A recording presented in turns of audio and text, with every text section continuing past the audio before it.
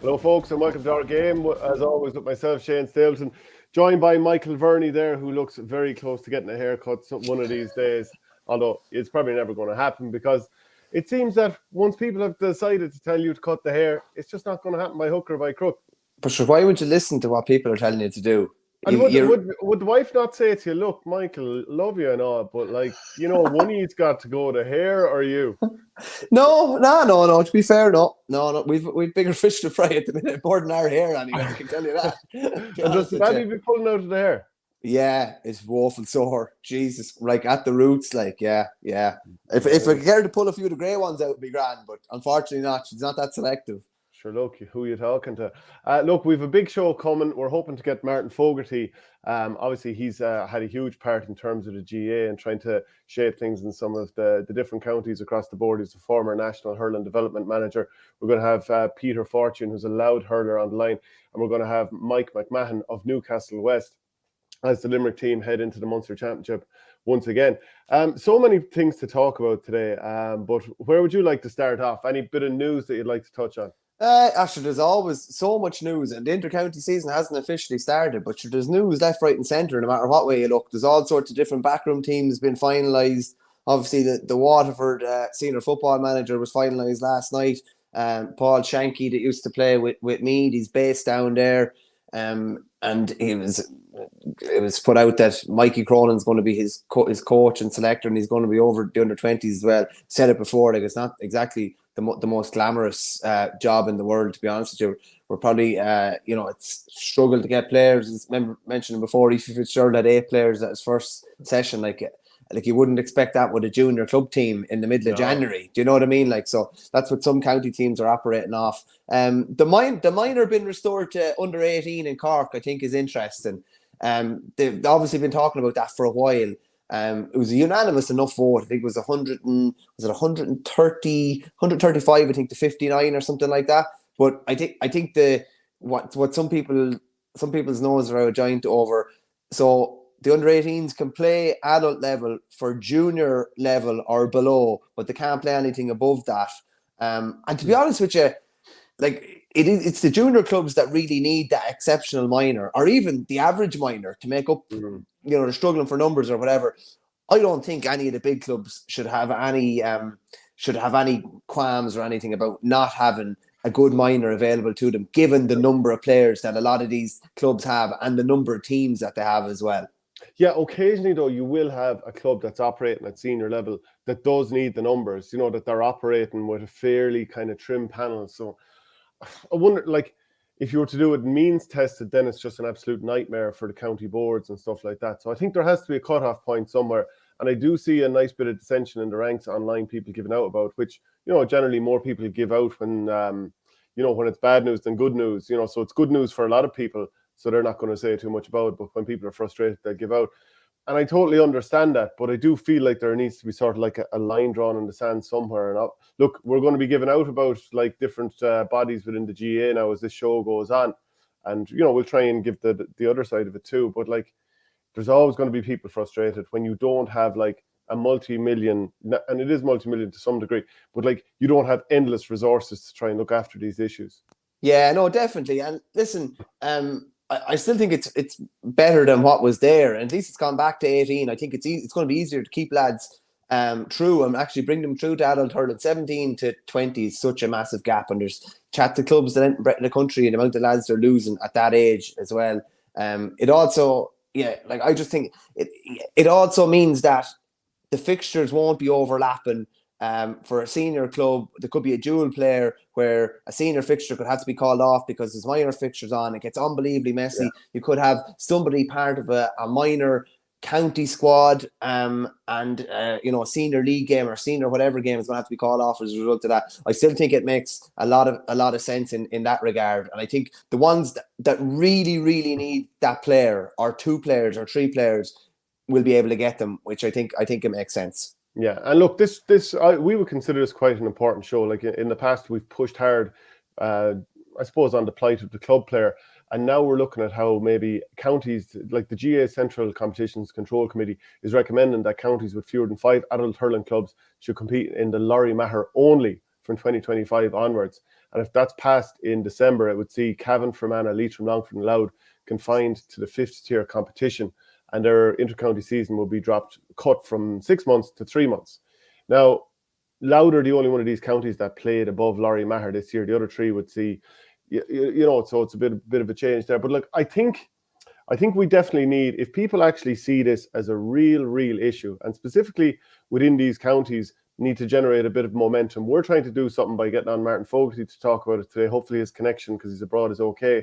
By getting on a Louth hurler. If people see this as a big issue where, what we're hearing is this is football people making a decision to basically dismiss hurling or, kill off hurling, I suppose, in a way. And like, we've great time for football people, we've great time for hurling people. There are hurling counties where people say they're trying to kill off football. So we know this is an issue.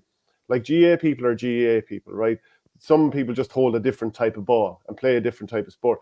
But we know GAA people are GAA people. But if people really want to get a wave of momentum behind this, follow the show, link in people that you think need to change it or that will also share. We need to make this as big as possible if you do want to make an impact. Now, we're joined by Louth hurler Peter Fortune, originally a St. Mullins and Carlow man, I believe.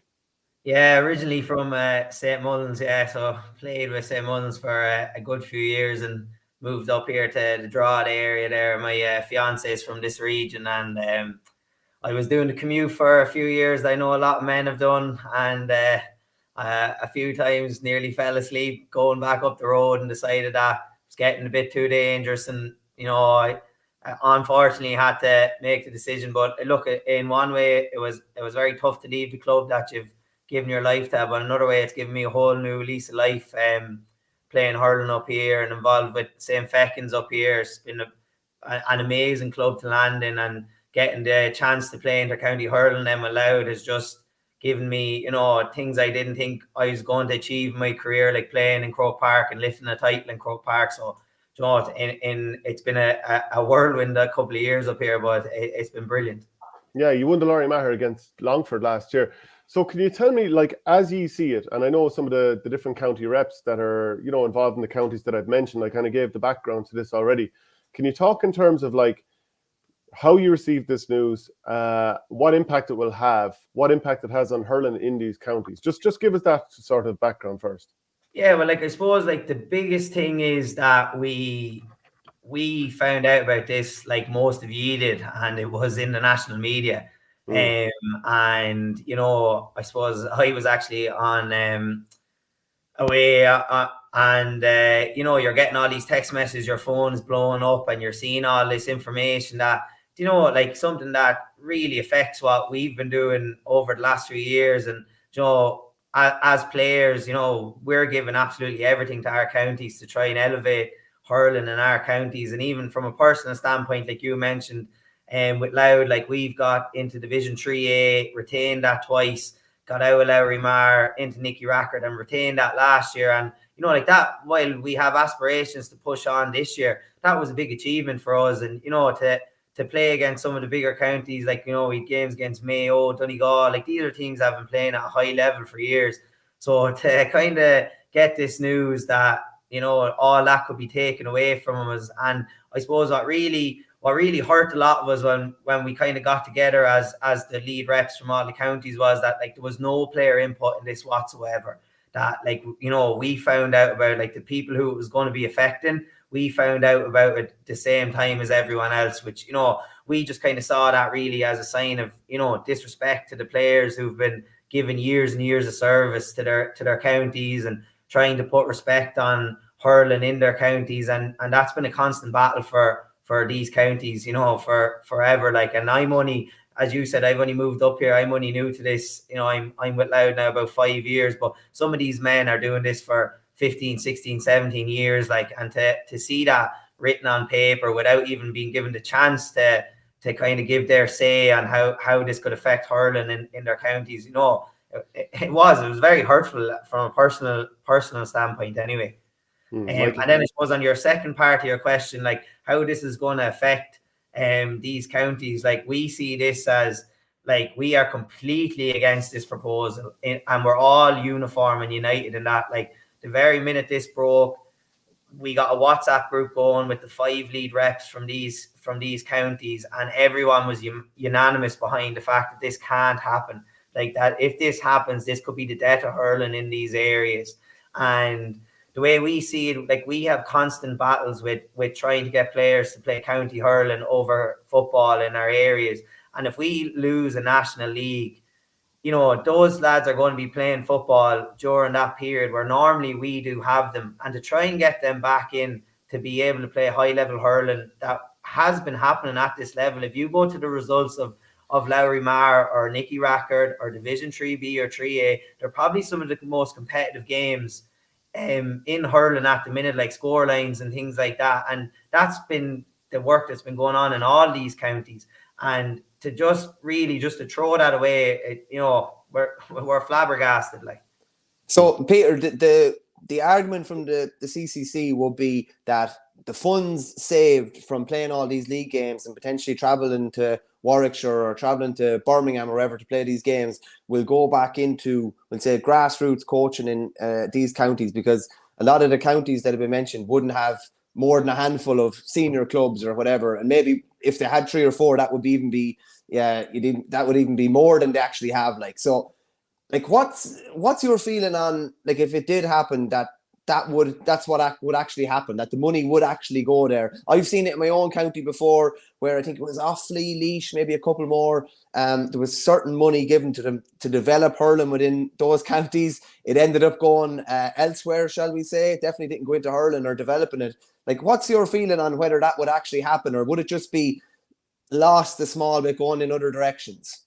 Yeah, like, to be brutally honest, we feel that this is a cost-cutting measure that's being disguised as something else, because basically they have said that there is an issue with the number of clubs in this county, in these 5 counties, and instead of putting together a plan of, you know, like you're saying, where is this money going to go? How will this money be used? Where is this money? Like, none of this information is available. And, you know, like, even there's disputes about some of the figures that are in the document about how much has even been spent on these teams.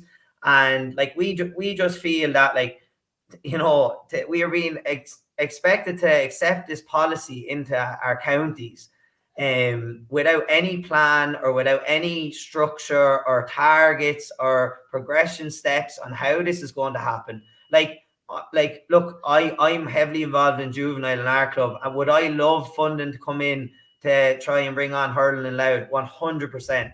You know, we know the work that's going on at ground level in the clubs that are surviving and are thriving in these counties.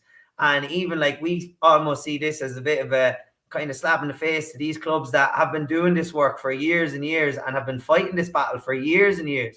And, you know, like, it is a struggle, and we are finding it difficult. And, you know, there is always that challenge of putting a hurl in a young lad's hands. But we're starting to see numbers increase in our clubs. We're starting to see numbers increase at juvenile level. And to be honest, we kind of see that if you pull the senior back and the adult, like, let's be honest, when we were younger, we saw someone doing something at senior level. Like, when I started playing with St. Mullins, I saw the heroes of St. Mullins or the heroes of Carlow when I was 5, 6, 7, and I wanted a hurl in my hand. If we're limited for our exposure and what we can actually do as a senior team, again, where is the aspiration for hurling to increase further, to be more clubs, further to be more players? There's no aspiration. It's just going to kill what is there at the minute, not add to it whatsoever. Yeah, can I ask you a question? We're bringing in Martin Fogarty here as well, but just a question before I throw it to Martin, Peter, is who do you reckon, like, so you've had conversations with some of the different reps in the counties that have been affected here. Who's having these conversations, like, from a GA point of view? Who is making these decisions? And, like, have you got any firm answers in terms of, like, the mechanisms for this happening? No, like, to be honest, like, really, without the players' reps getting involved and the discussions we've had and the little information that we've been able to chase, and, like, to be honest, like, this has all kind of happened quite quickly for us as well. And, you know, it can be quite difficult to get everyone in a, you know, on a Zoom call or this kind of stuff to kind of get there. But, like, we've still not really been approached by anyone to kind of say, you know, this is what's going to happen. This is where the decision is. We know that there's a vote coming up in a couple of weeks where this is going to be put as a proposal to Central Council. But like outside of that, like only for we have went digging and we have tried our best to get whatever information we can out of our county boards. You know, like basically little to none has been done to contact us as players and to really kind of say, like I mentioned there, if this was to happen, this is something that could be put in place. Like only for we've been in close contact as the 5 reps, and we've been in close contact with the GPA as well. We would be sitting there with that news article out that came out on Monday, and that's all the information we would have. Martin, thanks very much for joining us. I know you're abroad, but this is an issue that you're certainly quite passionate about. Like, as the former National Hurling Development Manager, and obviously you've all the experience with Kilkenny and so forth, so you've seen hurling up and down the country at the different levels. Can you give us your thoughts on the situation at large? Oh, Shane, it's mind blowing. Really, it's terrible. I don't know what kind of feelings I have other than pure torment for the counties involved. I heard it yesterday morning, and I didn't believe what I was hearing until I actually read the document. And you know, I could spend an hour going down through every line in that document and picking serious holes in it. You see, you know, listen to Peter there talking about who makes the decisions and who's consulted. Unfortunately, in the GA and in this country, you have a lot of people make decisions for other people, and that's never right. And consultation is never right. But from you know, from my experience going around the country, basically we're looking for games, we're looking for participation, and in the weaker counties, they're the biggest problems. They're not getting enough games, they're not getting enough participation. So to even consider giving them less games, the less participation is just absolutely contrary to development. And, you know, just looking at it, I mean, we have 5 counties mentioned, but I mean, you could have a few more following them on very, very quickly, because to the best of my knowledge, there's only 5 adult clubs in Tyrone. Maybe a 6th team, a 5th team comes in. And even Mayo were working off of 4 up to last year, but a good man, 𝘧𝘳𝘰𝘮 𝘍𝑒𝑠 did huge work over there and got a few more teams competing at adult level. So, you know, basically Mayo and Tyrone were working off of 4 adult clubs as well.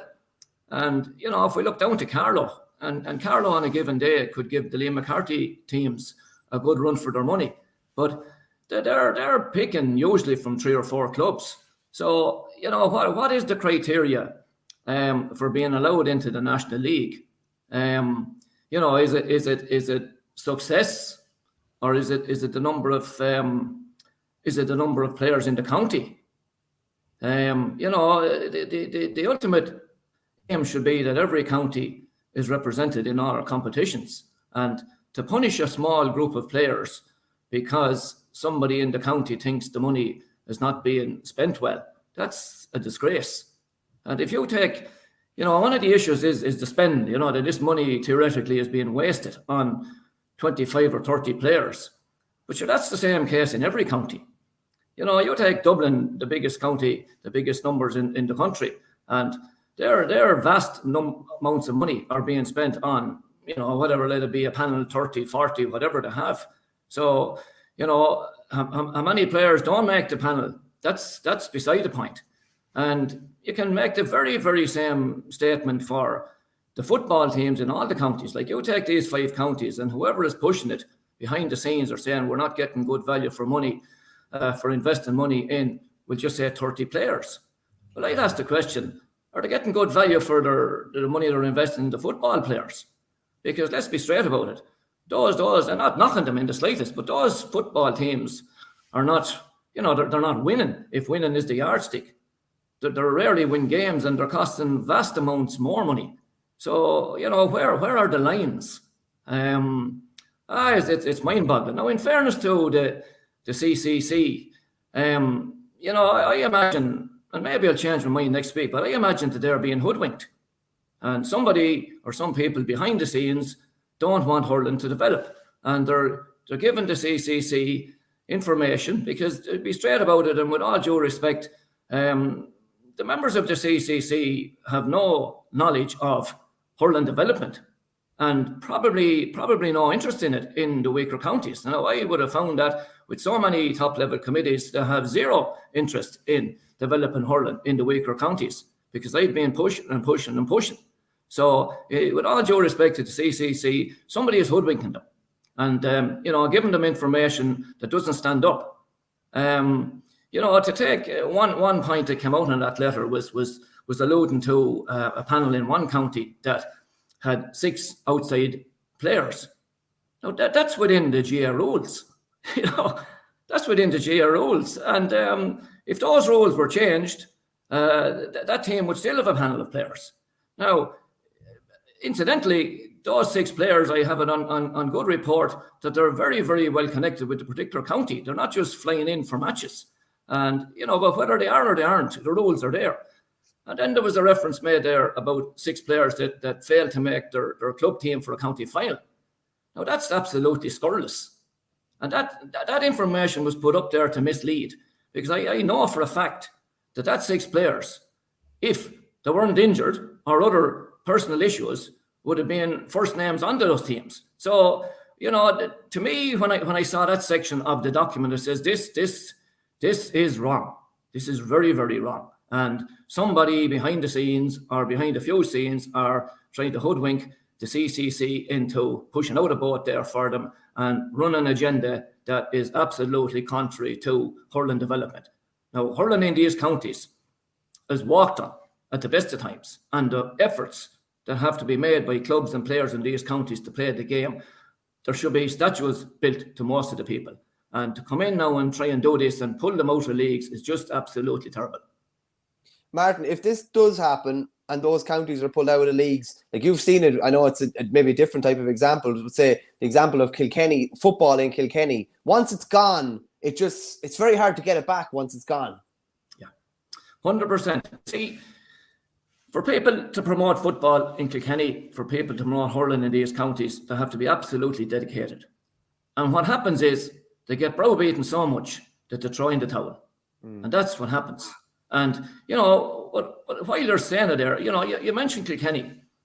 Kilkenny football, we have 3 levels of club football at every age level. We've senior, intermediate and junior at adult level. And every underage level has 3 grades of football. There are 30 teams participate probably in every football competition in Kilkenny. And there's no big song and dance about it. It's just play the game and nobody interferes with it. If there's a football match on and you're over the football team and I'm over the hurling team, I won't put a game of hurling or a training session up against your football match. It doesn't happen. So the football is quite enjoyable down there. It's not of a savage high level, but it's good. But the same can't be said for hurling in so many counties. There are so many obstacles put in the way. And, to see this one coming down the line now is just, look at it. It's I'd have a tear in my eye for the people involved. Just to come in on Martin's point there, just on that being removed from the leagues, like we kind of feel that being asked to compete in a championship without a league to prepare in is mind blowing. Like, and you hear every year, like we're watching the top level game and we're looking out for, here's this new player that's breaking into the Limerick team. Here's this new player and he's bred it into the league system, and then you see that come to fruition in championship. And like we feel that, number one, if there's no league for us, those players are going to be off playing other things while that league is being run.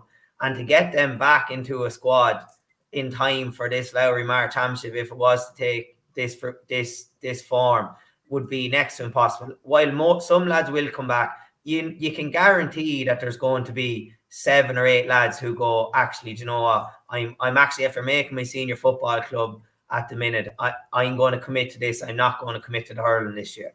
And secondly, the whole idea of the fact that there's no promotion out of this competition. So there's no scope for improvement. There's no scope for, like, for example, if I pick a random county out of 5, let's say Cavan go on and dominate this for 6 or 7 years. Where's the development for the other counties then? We feel like we've been cut off in limbo and we are going to be pushed to the side. and left out of the idea of inter-county hurling whatsoever. You know, and it's complete isolation of these 5 counties.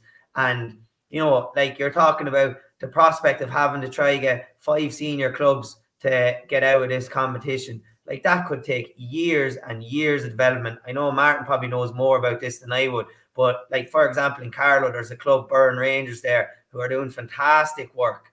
And, you know, they recently won a Carlow A minor championship for the first time, beating Mount Leinster Rangers. And their club is at junior level in Carlow. And that's brilliant. And I'm fully commending what they're doing. But it shows how difficult it is to, you know, to bring, you know, it's easy to say we can start this and then in a few years a team will come in. You're talking about 10 or 15 years to really establish a team to be able to compete in a senior championship, whatever county it is, you know. And, you know, it just feels like, and like from a personal standpoint as a Louth player, like being in the 𝘧𝘢𝘀𝘀 has been a massive thing for us, and going and challenging, like that's why lads play inter-county hurling at this level, because they want to go and challenge themselves against the best men that they can go and play against. And if that means you're able to get to 𝘧𝘀𝘀𝘀 level, or you're able to get to 𝘧𝘂𝘀 Ring level, or you can get to Joe Mac, like that's the goal for these smaller counties, is to push and push and push and push. And this just takes that aspiration from any inter-county hurler to challenge themselves at their highest level completely away from them. Michael? Shane, if you know, just to follow up on that there, you know, there's a big cry there about trying to get more teams up to Liam McCarthy level. And, you know, I said that's grand, but it's more important to get more teams up to McDonagh level, up to Ring level. And by pulling teams out of the National League, I mean, you take Fermanagh, for example, and they have one club, Lisbon, and a handful of maybe other players on the county team. So not only do they now not have a club championship, now they don't even have a National League. So what's going to happen up there? And in that county, you have 7 underage units building. And I've been pushing for the GA, be it county, provincial or national, to get behind these underage units and build them and build them and build them. But there is zero interest. And the 5 counties concerned here at the moment, there has been absolutely no effort by, again, county, province or national to grow new hurling clubs in counties or support them. And that's the fact. And anyone that tells you that, you know, funds are going to be rediverted, that's an absolute smokescreen. You know, there has nobody come up in the last 5, 6, 10 years and said, right, we need to get 10 clubs in Louth. Let's go do something about it. No, that hasn't happened, and that will not happen. And anybody that tells you that funds will be redirected, and what was the saying during that National League time, advised to focus in on hurling development by pulling the team out. Look, that's Jenny. Anyone that knows these counties knows that somebody is cutting someone here big time. Yeah, I know, Peter, you probably have to go back to work there. Just the final thing before we let you go, if you do have time, is I've intentionally tagged in Louth GA as well, because I want to see will they share this, and I think people in general should share this to try and get momentum behind it. But have you been in contact with Louth GA, and have they showed an appetite to fight on your behalf? Yeah, well, look, I suppose every county board had a county official mentioned in the article. So we did reach out to our county board official who was mentioned, and he actually said that he felt he was quite misinterpreted in the article of, you know, how he actually reacted to it. And we're currently going to be trying to get all clubs in Louth together with all our county officials, and basically any hurling men in the county to get into that room, and, you know, let's try and make a united stance and a united opinion from Louth. And I suppose the biggest thing is, if you don't mind, just before I do head off, is like we kind of have 6 key messages that are coming from all 5 of the counties, and we work together to put this together. And I suppose like this is, I suppose if there's any message to be taken away from this conversation, these are the six things that we want to be at the forefront of what people are talking about when they have this discussion. So I suppose the first thing is that players in the 5 counties impacted are completely against the proposal, which does nothing for development of hurling in our counties, which Martin has highlighted there, as someone who has experience in this. This is a cost-cutting exercise dressed up as something else. The counties are being asked to accept a policy with no concrete plan of how the money will be spent, or the money saved will be spent. Number 3, there was no consultation with players, and first, most learned of it was via media articles, again showing the disrespect to these players for everything they've given to their counties. 4, this punishes the players and clubs keeping hurling alive. It does not encourage more players or clubs to get involved, and this will kill off hurling in these counties, in our opinion. 5, being asked to play in a championship with no competitive league games to prepare and no promotion in the 𝘬𝘗𝘀𝘀, the lower tier is being cut off and left in limbo. And basically, we feel that they're saying the lower tier means nothing. And 6, that just to make everyone aware that the 5 counties are in close contact every day since this news is broke, and we are in contact with the GPA, who are fully supporting the players' views on this and fully behind us. So basically, we will be trying to get all our county boards to really back this statement. I have had word from Louth that they will be supporting the players' views and players' decisions on it. But again, as we're all saying, you can see this proposal. We'll be waiting to see action really carried out on this, and we'll be demanding action carried out on this by our county boards, because, you know, again, I can only talk about how disheartened and how much of a gut punch it was to read some of the quotes that Martin has even highlighted there. And, you know, I know all the lads in the other 4 counties feel exactly the same. You know, that, you know, and even for the time of year, like, everyone is going back trying to prepare for 2024. You know, we're all like gearing up for another big year, and everyone's setting their targets and, you know, where we want to be in 2024, 2025. And then to have this land on your lap, you know, it's, you know, it wouldn't happen at any other level. You know, this would not be asked of players at any other level, to take from one thing to give to another. Is, you know, it's crazy. Okay, well, look, Peter, really appreciate you joining us, and certainly we're putting our weight behind it, and hopefully more counties than the GPA finally do. Okay, thanks very much, Peter. Thanks very much for your support, lads. Thanks, and everything you're doing for us. Thank you. Cheers, Peter. Martin, I like, just in terms of like some examples of where I feel like, is there an interest in keeping hurling alive? And, you know, you've been on the ground to see this. Like, I know about the McGeehan Cup, which is, you know, up in Ulster, and this is the schools competition. Like, that gets played off very quickly by early December, a month before the other provinces. And the All-Ireland finals aren't until March, whereas the Leinster final would be early February. Like last year, I think it was St. Louis played Kilcormac, wasn't it, Michael? And they had a 3-month break before the game. You look at the under-15A hurling competition, it's played off as a blitz, you know, early in the stage when teams are still with their schools or whatever, and then they, you know, have a knockout stage. The 2022 Senior C final, I know this for a fact, this is in the Ulster colleges again, Gaels 𝘲𝘢𝘀𝘀 against Carndonagh. The teams had to organise their own ref and their own pitch for the final. Like, Martin, it just seems that across the board, and like any attempts to kind of get this changed seems to be voted down. And is it as simple as like football people are just basically trying to eliminate hurling people? And I know like everyone's GA people and all that, and there's other parts of the country where hurling is trying to kill off football and so on and so forth. So it's not just going after football people, because we're all GA people. Like, but it does seem like some areas are just basically looking to kill off hurling. Look, Shane, I could write a book on it. You know, the first thing is, situation is scary, because it could be passed in the blink of an eye. Because if you've got, we'll just say, 32 counties voting on something like this, most of them just don't care. And that's no disrespect to the people themselves, they don't care. Very few people, unless you're living in those clubs, in those counties, understand. I didn't have a clue when I took up the job of National Hurling Development. I didn't have a clue what the situation was like. You know, Sligo hurling to me, it wasn't the blink of an eye. Leitrim hurling, I hadn't a clue how many clubs were in it. So, you know, at a meeting, somebody at a top table here can throw figures up there and say this, say that, and suddenly the hands will go up and the guys they're banished from National League probably forever. So that's what can happen. Now, look at, it's not, and you never wanted to become a football versus hurling scenario, because I would have said consistently, we're not expecting the football people who that's their game and fair play to them. You know, my game is hurling, their game is football. We're not expecting the football people to do the work for hurling. All you're expecting is not to be sabotaged. All you're expecting is to be a low player game. And I say again, like football in Kilkenny, it's not sabotaged. And whatever effort clubs, teams want to put into it, they're not hindered. That's all you're looking for. But that's not there. Now, to make the changes, it's a blind man could see what's needed. And that's more clubs across the top area of the country in particular. Because without clubs, you can't get games. And you definitely can't get games at your own level.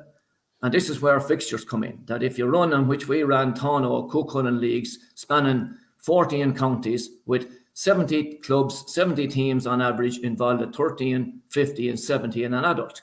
And this major stumbling block was to get one night a week for maybe 6 or 7 weeks to play the games where there would be no interference. And that's the crux of the problem, right? When games are played and all that, these guys have to suffer that all the time.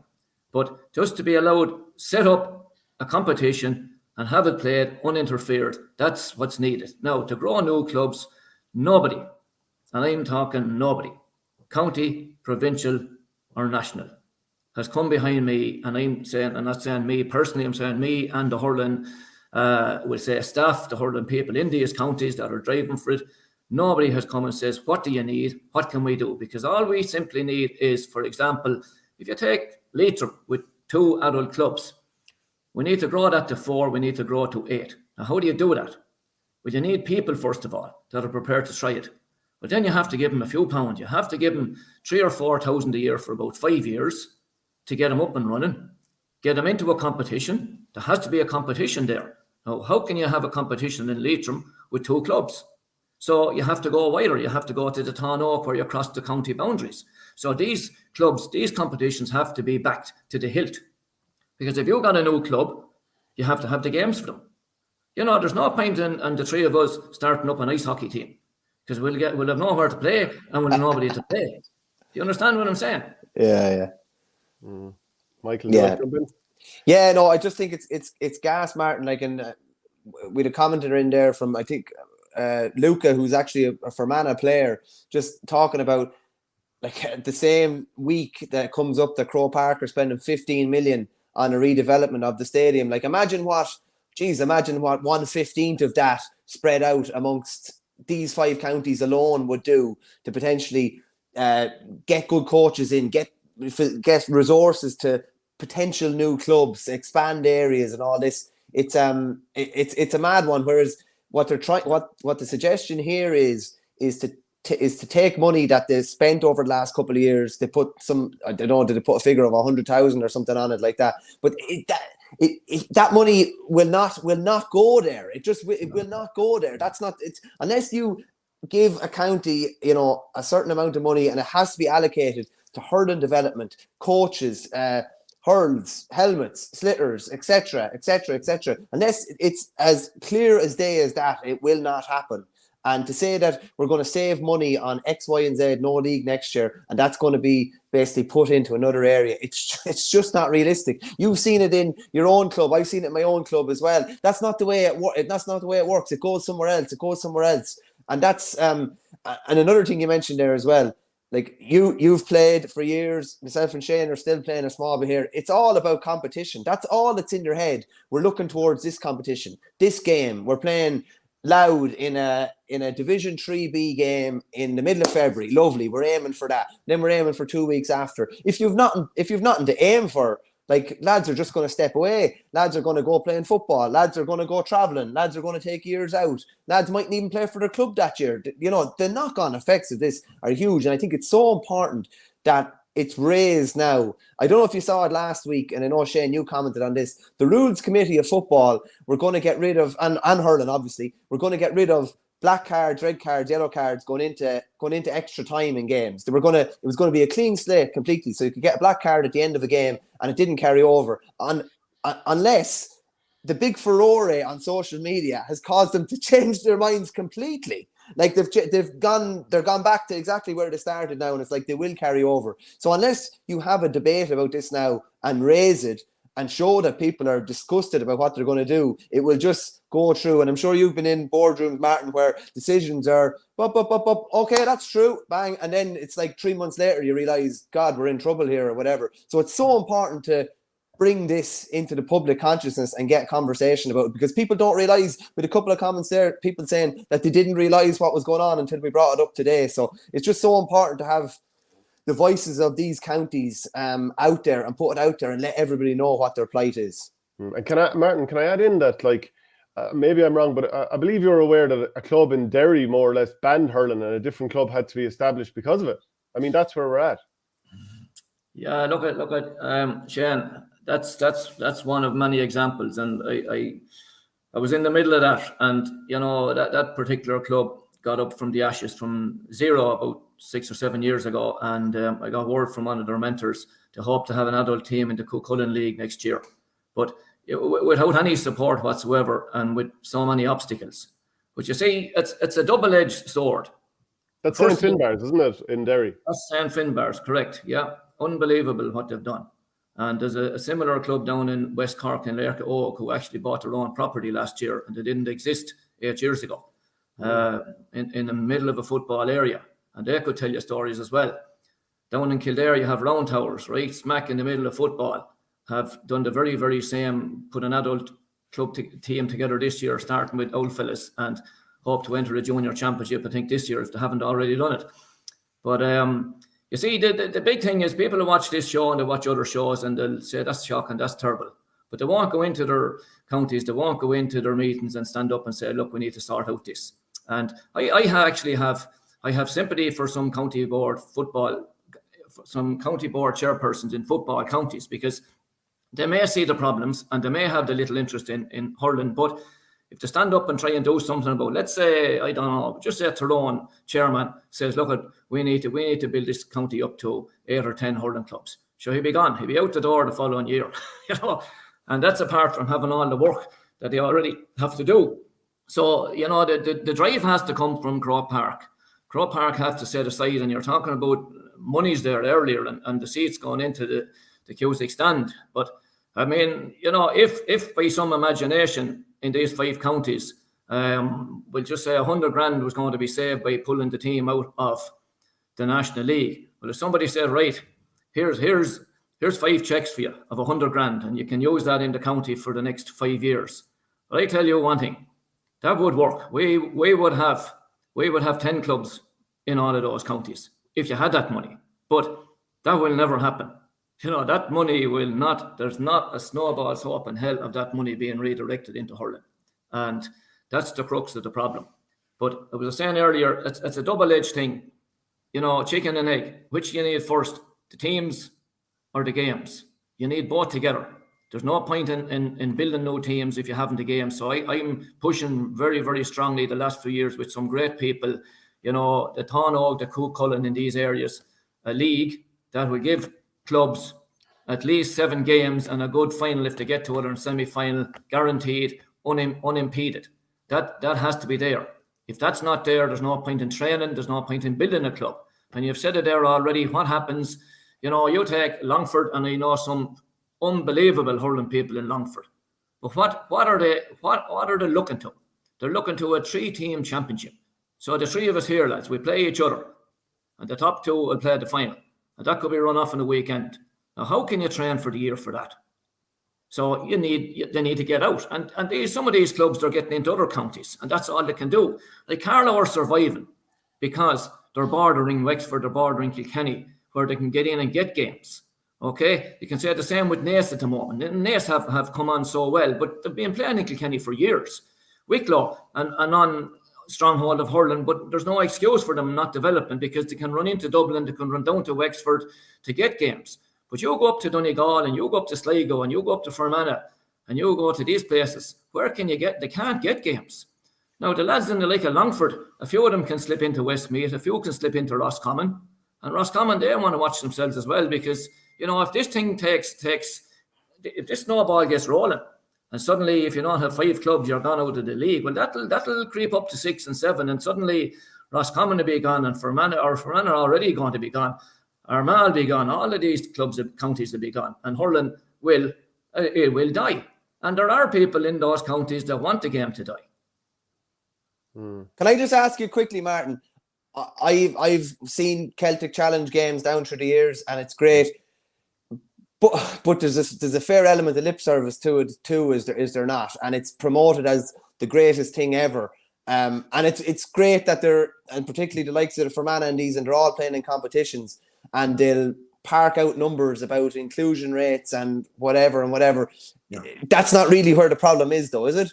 No, well, you see, the Celtic Challenge started out, and it was wonderful. It was given, but it was targeting, we'll say, a county team, minors. It was targeting basically minor counties in these minor teams in these counties that weren't getting maybe any championship. And in the initial stage, it was brilliantly run and very well financed, and it was actually very, very good. But now it has become diluted. But that aside, from a county level, it was meeting the needs of your county team in all of these weaker counties. But it wasn't getting to the club level. And the biggest problem is the club level. Again, you go back and I just throw along for that, you 3 clubs. So it's important that that county team gets a minor match, a couple of matches at their own level, and we're getting that in the Celtic Challenge. But unless there's something there for the clubs, Longford will still have 3 clubs if they're lucky in 20 years' time. Leitrim will still have 2. So you have to start at the bottom and you have to build the clubs. But while you're building the clubs, you have to keep looking after the existing clubs. Like I put a little thing to everybody that I could put it there. Croke Park, every committee, including CCC, the whole lot of them, and it was consolidate, nurture, grow. Now behind that was about 20 pages, if not 40 pages of documents. But consolidate means the clubs that are there at the moment, we have to make sure to have at least one meaningful competition every year. And I'm saying 10 games. So if to have that, the clubs that are there have something to get out of bed for, they have something to train for. Consolidate them. The next one then was to nurture. Nurture those existing clubs. You know, they have to travel unbelievable distances to get to games. Like there's 2 clubs in Donegal, and to play each other in a friendly, they're 80 miles apart. 80 miles apart. My club would be in Dublin and home while they'd be travelling up.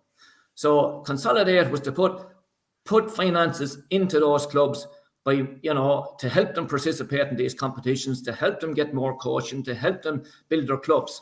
And then the big one was grow. Grow new clubs.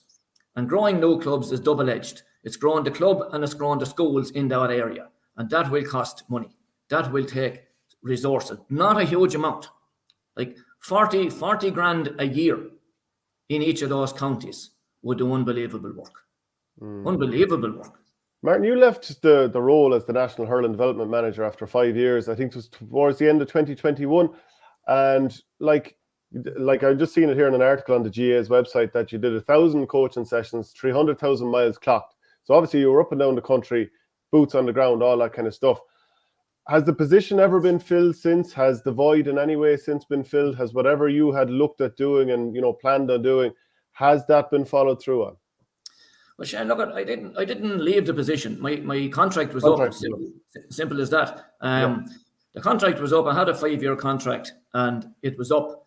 And unfortunately, COVID came in on top of it. So I'm not saying I was looking to stay. I wasn't asked to stay. I couldn't say I was looking to stay. I probably wouldn't have stayed unless I was going to get, I suppose, support for projects that would be really, really meaningful. But that aside, COVID kicked in, and at that time, the GA understandably were taking redundancies because finances, they didn't know where they were going.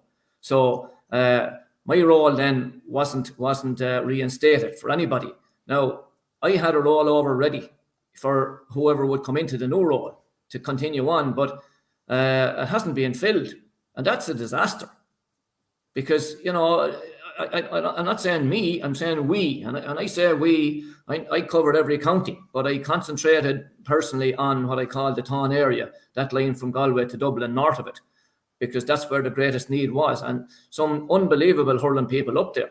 So, you know, I listen to those people and I know exactly what they need. I didn't tell them, they told me, and I could see it. I mean, the Taun Og was instigated by an Armagh man, because he was a GDA coach up in that country, and he knew exactly what was needed, and I fell in behind him then and backed it to the hilt, and that's where I was coming from. Now, the role itself badly needs to be replaced, because unfortunately, you know, hurling people, hurling staff, they're governed by football people, and they're great football people. I've met so many, and I like them all. They're good people, but their game is football.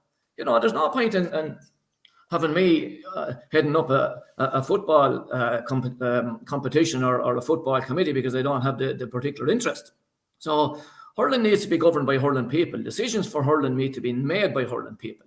And that's part of the problem. But, you know, that overall role needs to be replaced. And not just replaced, but several more people put in that can get a project which, you know, revolves around consolidate, nurture, grow, and drive it. Does that answer your question, Shane? Yeah, it does. It does. Like, are you feeling optimistic or pessimistic in terms of where hurling is going with participation rates? I mean, granted, some of the games that we're seeing involving Limerick and other top teams are spectacular. We've never seen such quality of hurling. But, you know, is it rotting beneath that? I mean, is it basically going to be a case where, you know, 12 counties, 15 counties will end up playing and everywhere else won't even, you know, as time goes on? Sure, look at Shane, there's no doubt about it's scandalous. I mean, you and I are born into counties where hurling is just, you know, you couldn't kill it, and it's unreal. But, I mean, if I was living in Cavan, I couldn't say with a hand on the heart that I would have been involved in hurling. I couldn't. Like, when you see the hardship these guys have to go through and the people over the teams, I would be probably certain that I would not be involved because you get so blown off and you get so blown beaten, you pull away from it. And that is the problem. Now, nobody cares. You know, the standard of hurling at inter-county level, right down, you know, the ring record, right down to the Lowry Mar, it's unbelievable based on where these guys are coming from. Like, you take, let it be the Leitrim hurlers, let it be the Longford hurlers, let it be the Fermanagh hurlers, based on 1, 2, 3 clubs. That standard is unbelievable. Right? So that is where the problem is. But as a nation, as an organisation, we are absolutely, totally neglecting half the country when it comes to playing that game. You know, I had a dream, or if you want to call it a dream or a desire one time, that hurling in every county would at least be at the level of football in Kilkenny. And people laughed at me. And I said, look, at what I'm saying is Kilkenny are self-sustainable in football. We have 3 grades of a competition at every age level.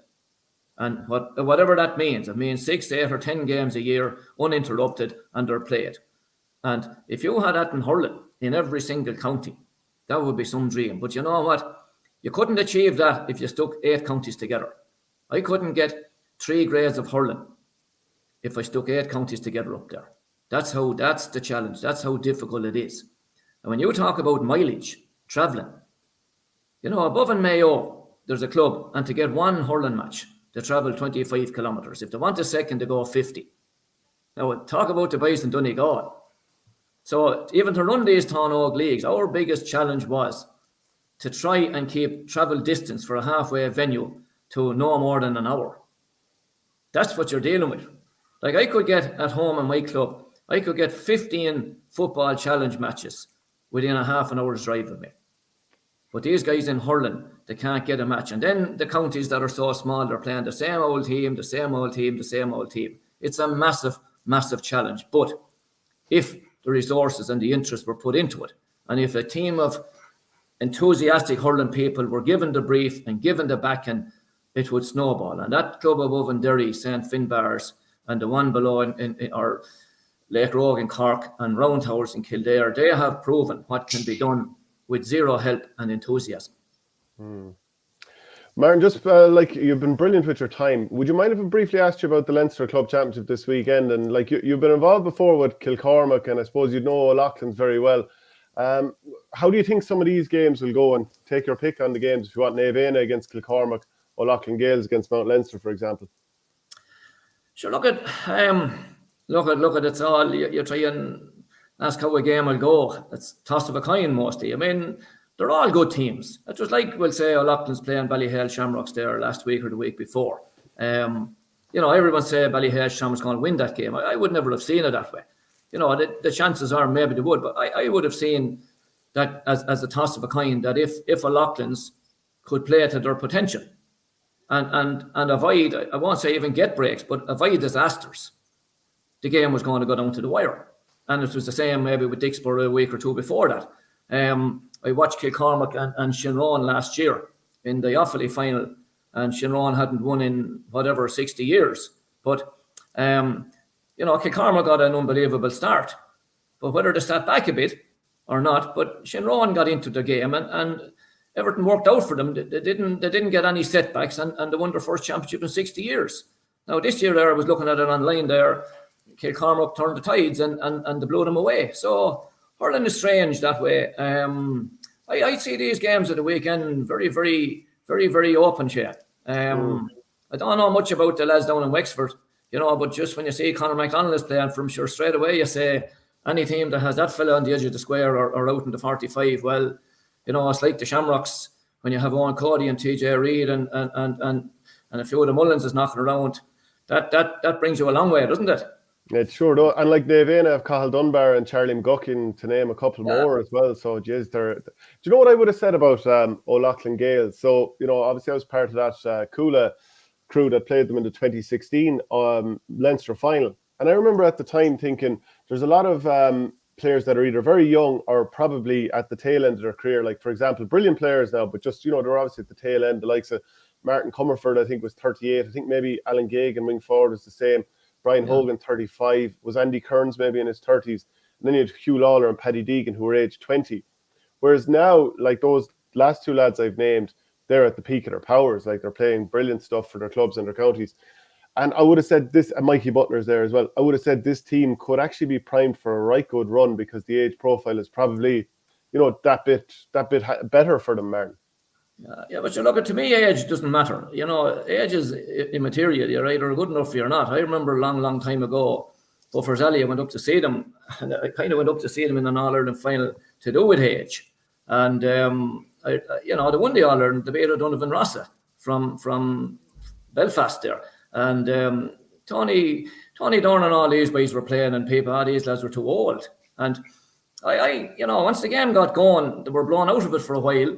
But suddenly Dorn grabbed the ball and Mick Butler grabbed the ball and they won an All-Ireland. Now, I met Mick Butler there, I think, last year, and I asked him what I thought I already knew. I says, what age were you guys? Were some of them?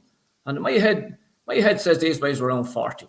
And it was correct. You had Mick Butler, Henry Butler, Tony Dorn, Colin Dorn, Father Casey and somebody else, and they were all between 39 and 42.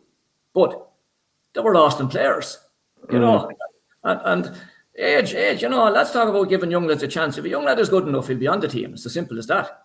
And if the older lad is still good enough, he should be on the team. So, Jenny, this thing is wide open, and you want to watch, and I don't know, you see him, you take Schlockneil above Derry. I can tell you, and you played, you know them well, you played with Coola there. You played them above there in Armagh a few years back. I was up at it. And I'd seen Schlockneil a while. You were lucky that day because you got them on the worst day they ever played. And it was probably because they were also into football. And it was a bad old winter and their touch was brutal. Oh, sew it into him, Martin. Good man. No, but I'm saying, it's on the day. Now, Schlockneil came on then and they were a puck of a ball away from getting to a couple of All-Irelands and maybe winning them. And the 𝘃 beat them, Shamrocks beat them. Ballygunner beat them by a couple of scores as well, yeah. Yeah, and they themselves got caught there last year by Dunley, another good team. So these things are margins. And go back and look at the Ballygunner set up below. And a puck of a ball and they win an All-Ireland. And a puck of a ball in another day and they get knocked out from Munster Championship. So that's the great thing about hurling. You always have a chance. Because you just don't know how your own team is going to play and you don't know how the other guys are going to play. And you could say, look, on the laws of average, if the like of the Shamrocks have 6 or 7 county players and they all play at the form, they're going to wipe the floor with you. But if your team that has no county player and 15 of your players can have their A game and you can get the other boys maybe on an 80%, you could turn the tides. So, that's what keeps us going, Shane, isn't it? Yeah, and it's the first time since 2017 that we're going to have someone other than Ballyhale Shamrocks win it. Obviously, there was the COVID year in there as well. Like the 𝘃𝑗, they're after winning in Dublin for the first time ever. Is it only Naas are the only ones? Naas are the only ones that won, that are reigning champions going in, shall we say. They're all new champions everywhere else. Yeah, and the likes of 𝘱𝘵𝘂𝘰𝘮, they've only ever been here a couple of times. Looking at the other teams, yeah, Raharney have been here before for sure. Camross haven't been here probably for a little while. I mean, it's as wide open as it gets, Martin. It is, but just what I said, you take the boys up in the north again and take the 𝘱𝘂𝘰𝘮s and the 𝘧𝘶𝘢𝘰𝘮s. Mother of God, Shane, like for those guys to get a bloody challenge match, they come to Dublin maybe to get one, and that's a 3-hour drive maybe. And what those boys are competing with, you take, and I took a few teams up to these places, and I brought our own lads up to play 𝘧𝘁𝘰𝘮 a couple of years ago, and we said we'll stop in Belfast for a break, and the lads said, sure, what's the point of stopping? Might as well drive on. They didn't realise that when they were in Belfast, we're still an hour and a half away from Ballycastle. So, you take, we'll say, Cushendall now are Antrim champions, and we'll say 𝘱𝘂𝘰𝘮 or Derry champions. For those boys to get a challenge match, where do they go? Down to Galway, if they're lucky, down to Dublin. So the smallest little thing, I would love to see them. I would love to see whoever comes out of Ulster winning an All-Ireland, because it would show the rest of the country that these guys actually, it's not that they're as good as us, they're probably better than us. But if they got the same chances that our boys down our way got, if you take, no disrespect to the other teams in Derry, you take 𝘱𝘂𝘰𝘮, okay, Kevin Lynch's, they'll put it up to them for maybe 45 minutes and they'll probably end up getting beaten by 9 points, but they're a damn good team. That'll be the only strong game they'll get until they meet the Cushendalls or the 𝘱𝘂𝘰𝘮s or the 𝘧𝘁𝘁𝘗𝘂𝑰s. Now, if they were consistently battering down in Kilkenny or Tip or Waterford, look at the difference. What would Brendan Rodgers be like if he was playing club championship in Kilkenny or Tip, or And that's the respect I have for those fellas. And you find lads like that in your Donegal's, in your Mayos, you'll find them everywhere. Only, unfortunately for themselves, they're not getting exposed to enough games. And this is where, going back to the inter-county, this is where the Sligos and the Leithrons and these boys need these inter-county games to give them some chance to come further up the ranks. Because if you're not getting the games at slightly better levels, you will never improve. Like, you would never be in the player you were, like, if you were playing all your hurling above in Cavan, would you? No, and that's not saying much in the first place before someone else does it.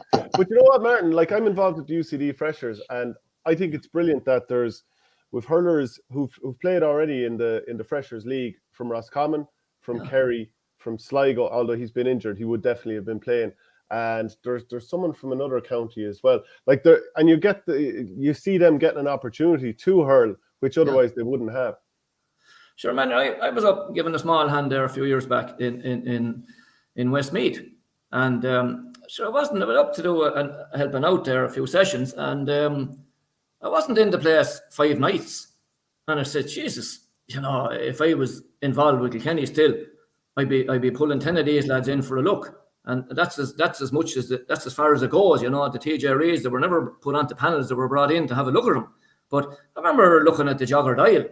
And he's, lads know him now, but at the time I said, Jesus, this guy, I'd be bringing this guy in for a look in Kilkenny, and you had there were 2 twins there. The names are escaping me now at the moment, and the 2 boys, the 2 twins from Raharney, and several of them were as good as Anthony in Kilkenny. And if you had them in on the environment, where would they go? So that's how our guys, we're so spoiled that I suppose our counties and our people in charge in our counties should be trying to do more for the guys that are disenfranchised big time.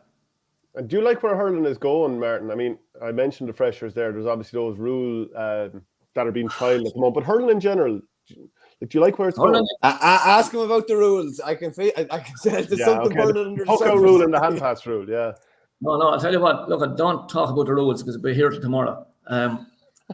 It's a disaster. No, that hand pass thing, and I know it's Tipperary man is putting it forward, but it's a disaster. Like, the hand pass is a brilliant skill. You take a hand pass and the 𝘱𝘁𝘁𝘮s Hogans and these boys that played handball that fire a hand pass maybe 40 yards, excellently delivered. And to take that out now and start changing the hands, you're going to be dropping the hurl. Lads are going to be pulling your hurl, pulling your arms, and it's killing it. I've been pushing Roads Committee to. The way to solve that problem is blow it. If the ref thinks it's throwing, blow the blooming thing. And, there's no point of players saying, right, there was 2 centimetres between the ball and my hand. After it's blown for a while, well, he'll make sure then that there's 2 inches or 3 inches between it. That will solve itself. It's like To me, anything, Martin. You come down hard straight away, don't you? Lads get peed off for a while. You come down hard on it straight away. Lads get peed off. But then they realise, okay, I have to do this. I have to make sure that they can see it. And then all of a sudden, the game is cleaner as a result. But sure, look, it's like there maybe 2 years ago. I mean, I put an article somewhere about pulling and dragging in hurling. And during a National League, the refs were blowing it. And suddenly there was no one pulling arms and dragging arms. But sure, anyone coaching the team. And I'd like to say to you, I don't do it. But, you know, you'd coach a lad to pull an arm and drag an arm and jump up on his back if the ref is not going to blow it. The one that wrecks my head at the moment is it's called the cynical foul, but I can call it jumping up on the lad's back and dragging him down when he's in for goal. Now, I've pushed to have that brought out to the 45. If a lad is dragged out from the 45 in, give him a penalty. Forget about the cards. You won't drag a lad down unless you think there's a goal on. You won't drag him down for the sake of a point. So if I drag you down, I think there's a goal on. So you should be given a goal scoring opportunity, which is the penalty. Forget the cards. That would cut that out straight away. Like bringing it in as far as the big box. Sure, that's mother of God. By the time you're in there, it's time to go home. But what were you asking me before that, Shane? Before you diversified there on rules? Yeah, just do you like where hurling is going? Like, are you as entertained watching hurling now as you might have been previously? Look at the pulling and the dragging, and that is creeping in. I don't like it. It's terrible. It's becoming. Kenny brought that in, though, to be fair. No, they didn't. No, they didn't. Tipperary lads thought we did, but they didn't. If Tipperary had to concentrate on hurling more and moving the ball more and stop thinking our lads were pulling and dragging them, you'd have won more. Anyway. And not running around following lads. Do you know what? It's coming up on 10 years since Kilkenny beat Tipperary in Championship, just in case you forgot, Martin. Look at sure. It's time for you to catch up, isn't it? Isn't it? Tell you a good one now. I know I won't. It's not, we're not Go on, tell us a good one. Go on, tell us a good one. Sanitize it a small bit if you have to. Well, it's nothing like that. It's just could be taken up with the wrong. Okay, I'll tell you. Well, my favourite daughter, she was only at an All-Ireland for the first time there last year. I only have one daughter, but anyway, she's not into hurling, and maybe she's better off altogether. But she had somebody in work from Limerick that was texting her and giving her a bit of grief, you know, and she's not at all into hurling. And she says, "Daddy, you know, what'll I say to this guy?" So I says, "Give me the program there for a second." And I opened the program and I got her to take a photograph of the Roll of Honour. So it says, text him back, "You probably win today. The best of luck. I hope you pull it off. And if you win the next 25 in a row, you'll still be behind us." So you're dead right, Martin. But that's not his cost. I do like where hurling is going. Hurling is brilliant to watch. It's unbelievable. If they tidy up on this old stupid fouling and pulling and dragging, it'd be twice as good. But I do feel tremendously for the half the country that are not getting any chance at all. And even it's brilliant in those counties. And when I get a chance, I go to the Ring Record Mar McDonagh finals, and you know, and I watched Cavan. It had a small little part to play in the Cavan team being reinstated a few years ago. A great man, 𝘱𝘶Hughes, that was working for the GA in Longford was the main driver in it. And you know, they were told at the time, if they can get 25 players to train 10 times in a row, they'll put the team back in, and they did. Now, I was up watching, and they were absolutely brutal. I'd have made the team myself at the time, but passed on 2 or 3 years. They won an old Lowry Mar there, and you know what? Their hurlers down in my club wouldn't have made that Cavan team. So that's what I'm saying. If they're given a chance at all, they're outstanding. So what do you like where it's going, Shane? Yeah, I mean, but one thing I totally agree with the rugby tackles that are happening. I actually think they only ever happen when there's a goal on. So I'd say anywhere on the pitch. And people would say, well, if it happens in the far corner flag, it won't. It'll only happen if someone wants to stop a goal. And I think it could even happen midfield. You have a break on, and then people are saying, oh, well, you pulled him out 55 yards. And I'm thinking, no, penalty anywhere. But I agree with you. The whole thing is teams 100%. Are only ever trying to stop you scoring a goal, so punish them with a goal. But sure, a guy asked me one time, a guy said to me one time, and it was nothing. He said, "Sure, you know, how do you know it's a goal scoring opportunity?" I said, "You don't have to know. The guy that pulls your man down tells you." Yeah. That's exactly it. He tells you because that's why he pulls them down. The only thing that is probably a small bit of a concern is, like, at the moment you're probably having like 2 forwards and 2 backs in each square with a sweeper in front of them, and the rest of the players, you know, 22 or 24 players, whatever, are in the middle of the field, just traffic jam, head collisions, long rucks, ref throwing in the ball. That's the only concern. When it's played well, it's still unbelievable. Yeah, but you see, Shane, that's coaching, and that's bad coaching, and that's guys that are coaching teams that think, you know, you can't be ordinary. You have to do something that's nobody else did. But I tell you this much, and here I'll go back in my head if it doesn't happen. Very, very quickly, the thing is going to come back around again. You know, people are starting to realise now that ball travels faster than any man. And people talk about Limerick and the Limerick way. But how many of them stand up and say, I've seen Limerick cornerbacks landing the ball down to the corner forward in the blink of an eye. But guys don't want to see this. You know, they only want to see when they're working it out short, and every team, your team, my team, all worked it short when you had no choice, right? But I tell you this, and you mentioned Martin Comfort and these boys, as soon as we could get a ball down to him, the quicker, the same with the 𝘱𝘗𝘁𝘗𝘁𝘗 and the 𝘱𝘶𝘁𝘗𝘁𝘮, you got down as quick as you can. And that will come back. And it'll be, you know what, Shane, it'll be groundbreaking. Have you heard of hybrid hurling? Yeah. Have you heard of hybrid hurling? In the sense of mixing the long and the short? Yeah, that has come out recently, and people are starting to talk about this modern phenomenon of hybrid hurling, where you can actually have the choice of playing it both ways. Yeah, but people haven't realised it. Some people think that you have to play every ball short or every ball long. You can't actually mix it. It's like, you know, this is all revolutionary stuff, and it's coming down the line fast. We were only talking about Ballygunner last Sunday, Martin, and if it was on at all, by Jesus, O'Keefe launched at 140 yards to the edge of the square, providing there wasn't a load of bodies there. And it's kind of alien because we haven't seen it, but we haven't seen it in a while. But we are seeing more and more of it. When it's on, Jesus, get the ball into the edge of the square if it's on. Joe Bergen used to say in Offaly, I don't care what way you get it in, just leave it in on top of me, good and ignorant. As long as it's fast and ignorant, he'll take it. But why wouldn't you put a ball into 𝘧𝘵 Hutchison and these boys? You know, why wait until the troops come back? But you see, that's too old-fashioned, you know. But people are starting to realise that the game is the game, and the game, you know, coaches change things in it, but the game will always be the same. And if you have Noel McGrath in there on the edge of the square and he's 1-on-1 or even 1-on-2, it's just I'd be horsing it into him. Well, if it was one of you boys, but if it was one of my boys, I'd be saying, hold on, boys, go short here. Martin, you've been brilliant with your time. Where are you on holidays? Look, I can't say. All right, I can't say. International man of mystery. Look, Martin, really appreciate you joining us. Enjoy the rest of the trip, and we'll see you around sometime soon, hopefully. No bother, lads. Keep the country. Cheers, Martin. Good luck. Bye-bye. Yeah, absolutely brilliant to have Martin on there. And you can see by the comments that people are absolutely buzzing with that as well. We have Mike McMahon coming on soon as well. We've barely previewed the thing. Yeah, no, we'll have to get to previewing the games after Mike. It's Janie Mac. Martin is great because what we talk about, he has seen it in every county up as he says, across that line from the middle of the country. He's been in Donegal, and you don't realise it until you're there. Like I was up in Setanta in Donegal years ago. I took a session up there. Was up on holidays, and I knew someone up there. I took a session up there. It's only when you're there that you see the passion, but it's only when you're there as well that you see how difficult it is as well, and how they are kind of going against the grain up there. And that's all across.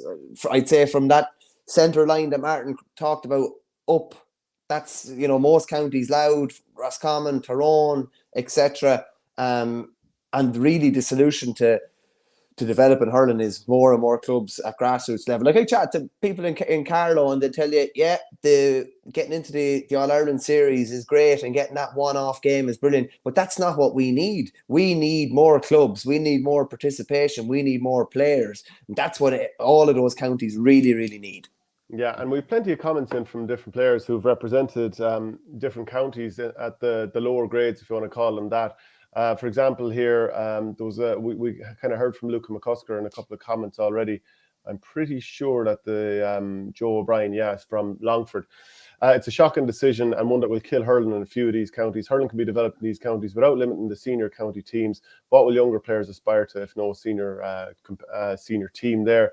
There's a few other comments as well. Shay Curran, I think from Fermanagh as well. The county team gives young men something to drive forward. It's disgusting that these faceless men are trying to decide what's best for our future without as much as asking us whose lives revolve around hurling in the weaker counties. This would be the extinction of hurling. To be fair, it's both men and women, and especially now that there's going to be the sort of the gender quotas and all that kind of stuff more and more to be that way. By the way, did you notice that that Galway, like Chairman Paul Bellew was talking about, he wants to get those their club championship winners into the Leinster Championship?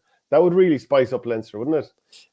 Just as spicy enough as it is now, to be honest with you. Especially when Ballyhale aren't in it, you're thinking, geez, how wide open is this? And to talk about now in a minute, when we go into the quarterfinals, I would have said the odds would be very close in a lot of the games, but they're not. And there's glaring, I would say, disparities in some of the games. Give an example.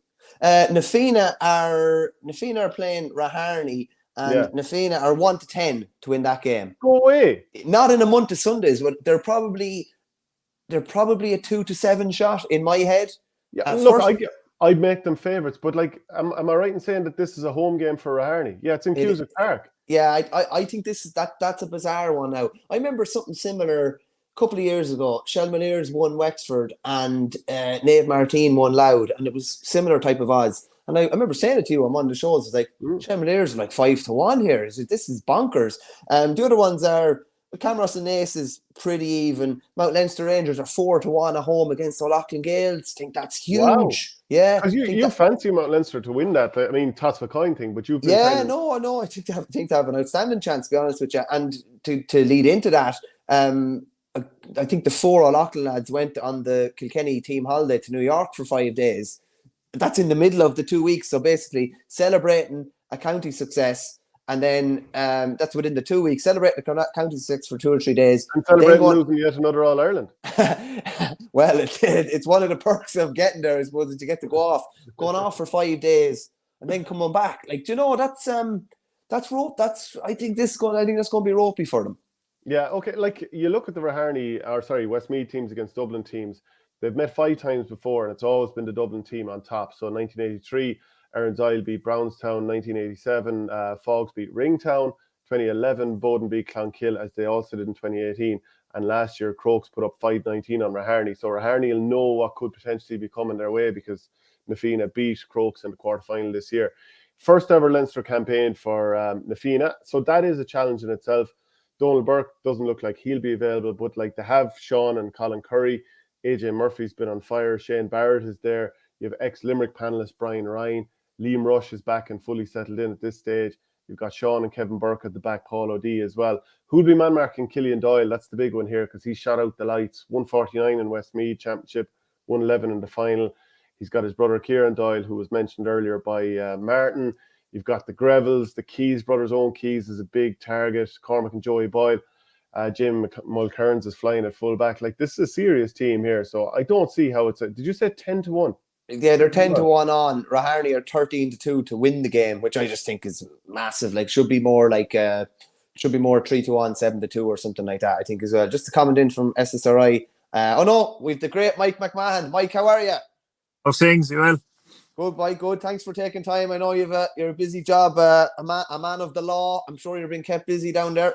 Kept going down here, yeah. It's a bit crazy at the moment, but sure, we're keeping them back. That seemed like a loaded question about Limerick there, the way he put that, Mike. Yeah, taking off, wouldn't it? He just slipped it in there.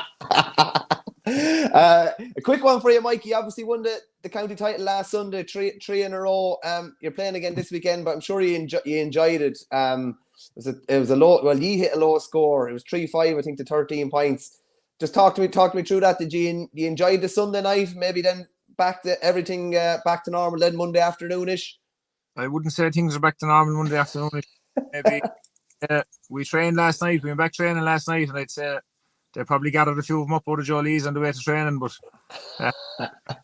we got the session done anyway, and it kind of got it blown out of the system. So it was good to get back.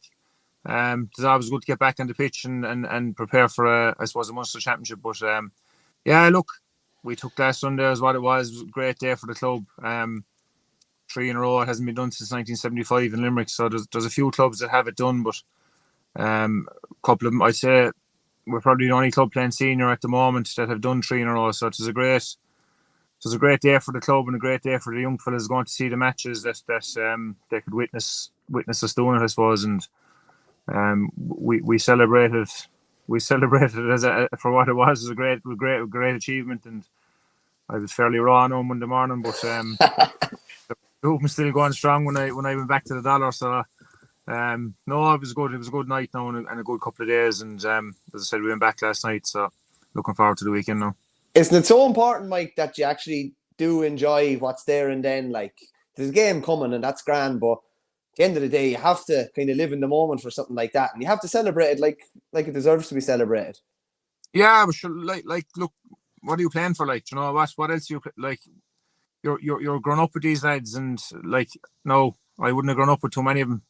Someone pointed out to me that I played my first championship game, and a couple of boys weren't even born. So it is, I don't know, where they're kind of telling me to move on in a nice way, but most of the lads would have grown up. Obviously, you get to senior level, you have different cohorts of age groups, but we're all clubmen. We're all the backroom team. We're all clubmen. We're all striving for the one thing. So if you can't go out and enjoy the success after it, like what are you playing for? Like, no, these are like, as a fella said to me, James Kelly said to me in the Sunday night, he said, I don't play for no cups and no medals. He said, I play for the party. He said, and that's gets him going. So if that does it for him, that's fair enough. And like, you're used to Munster campaigns at this stage, and last year, of course, you beat Clonmel, who you're facing this weekend. They'll be out for revenge. You'll be out to sort of frank the form of last year. It's a tasty sort of fixture. Yeah, I suppose it is. Look, I suppose to the neutrals, they're probably looking at it saying Newcastle probably caught Clonmel last year, and you probably would have thought before the match, the two of yourselves, that Clonmel would have been favourites, and rightly so, given I suppose the manner that they dispatched Nemo last year down in Cork. But we kind of knew going down there that we had a game plan capable of taking them on and beating them. And look, we took us extra time to do it, but we got over the line. And I suppose they're coming now this year again, thinking we'll catch these lads for last year. They caught us after we beat them in Clonmel in 2015, and it's our third time playing them in Munster now, so we're kind of familiar with each other. We've a lot of players that have moved on. They've had players that have moved on and immigrated, and they're injured or through various reasons not playing. But I suppose the spine of both teams is still there since 2015, and we've kind of gotten accustomed to each other.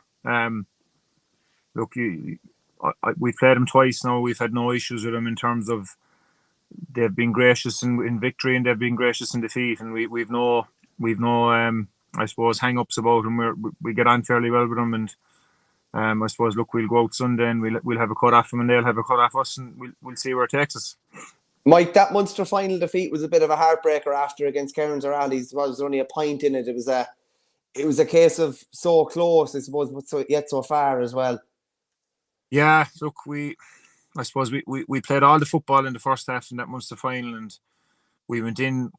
We probably should have been more than 2 points up, to be honest. But look, we weren't in a bad place. We went in 2 points up against the Kerry senior outfit in the Munster final, so you're where you want to be. Like, but we came out after the second half. I think they pulled a point or two back on us, and then they got a goal, and we responded with a goal of our own then straight away. But sure, they went straight down, then they got another one. They were just that bit more clinical in front of goal. I suppose it comes from they're kind of all football back there. I think that the biggest competition to them back there in terms of other sports would be basketball, which is, look, a ball handling game as well. So they're just that. They're very clinical. Kerry teams, Cork teams, when you play them, they're very clinical in front of goal. They're very, I suppose, their percentage and their shooting percentages are high. They don't usually miss when they take a shot, whereas we were kicking a few wides and we didn't. I suppose we're not that natural in front of goal, is what I'm trying to say. You know, we've a lot of hurling going on in the club as well, and in the county as a whole. So I suppose it's probably the big difference in the inter-county teams as well. You always see lovely natural footballers coming out of Kerry that can take scores off both feet with ease, and we always kind of remark we never seem to get a handy score, but we kind of have to work hard for it and work the ball over and back the field 3 or 4 times and eventually wind up with a kicker on it. But they seem to have 7 or 8 natural kickers in their team, and I suppose that stood to them last year. They had a few big men playing. Obviously, they had Tommy Walsh full forward and David Moran in the middle, and then they had a few lads like Barry John Keane and these lads that were able to pick these passes out into Tommy Walsh and cause us trouble. So, look, I suppose it was an experience. It was very disappointing, obviously, to lose by a point in the Munster final. You should have asked me 10 years ago would I have ever played in one. I'd have said no. You know, I didn't think we were heading in that direction. But in the last 6 or 7 years, I suppose since we played Clonmel in 15, we should have beaten Clonmel, we felt, in 15, and we were leading right up to the last 2 or 3 minutes, and they caught us at the end. As they had been doing to teams all year. They caught Nemo in the final as well, right at the very end that year in the Munster final. So we kind of thought after that, look, we could do something in Munster. We have a good, strong panel of players. Nemo were probably a bit better than us in 2019 again, and Austin Sachs were far better than us in Tralee a couple of years ago. But yeah, we felt we could have won that one last year. So it's disappointing to leave it after us, but look, we'll try and right that wrong this year if we can. Michael has done an interview with you before about you know doing strongman competitions and so on and so forth. How much of what you're doing with the strongman competitions goes completely against what you maybe should be doing with Gaelic football training, or do they complement each other? If you were to talk to any S&C coach who's in the know, as they say, they'd tell me I'm playing off my head, but I think it has a massive carryover. No, I wouldn't have got as much training done this year as I would have liked. I was injured all year. I dislocated my shoulder in February playing rugby. So I was kind of sidelined for 3 months. I only came back. My first pitch session was a week before the first round of the championship this year. So I hadn't the whole pile done. I haven't the whole pile done in terms of strength training this year. Now, what I was able to do, I was able to do certain things in terms of niggles I had with myself, kind of old age niggles, we call them, lower back niggles and hips and what have you. And I was able to, yeah, being that soldier. But I was able to strengthen those up because I could do nothing else. I wasn't able to do any overhead exercise or any upper body exercises, so I was able to concentrate solely on those. So I found that help massively with, I suppose, explosiveness and strength on the ground. But when I can do it properly, I find it has a big carryover. Like, I'm playing on the edge of the square for the most part, and like, strongman is rooting and tearing. That's what it is. That's, you know, you can call it what you like, but it's just dragging and tearing and pulling things around the place. And I find myself more often than not, when I'm inside in the square with a full back, he's not inclined to let me do what I like, and we're rooting and tearing at each other, you know. So it's, the referee mightn't see it. Most of them are hiding in behind me and they're getting away with it, but a lot of referees don't pick up on it, but it's going on, and I suppose it stands to me. But a lot of the S&C coaches will say that they don't agree with it, that it shouldn't be. There's no place for it in field-based sports, but like, I can't understand it. Like, if you're stronger, there's no sport where being stronger is a weakness, I think.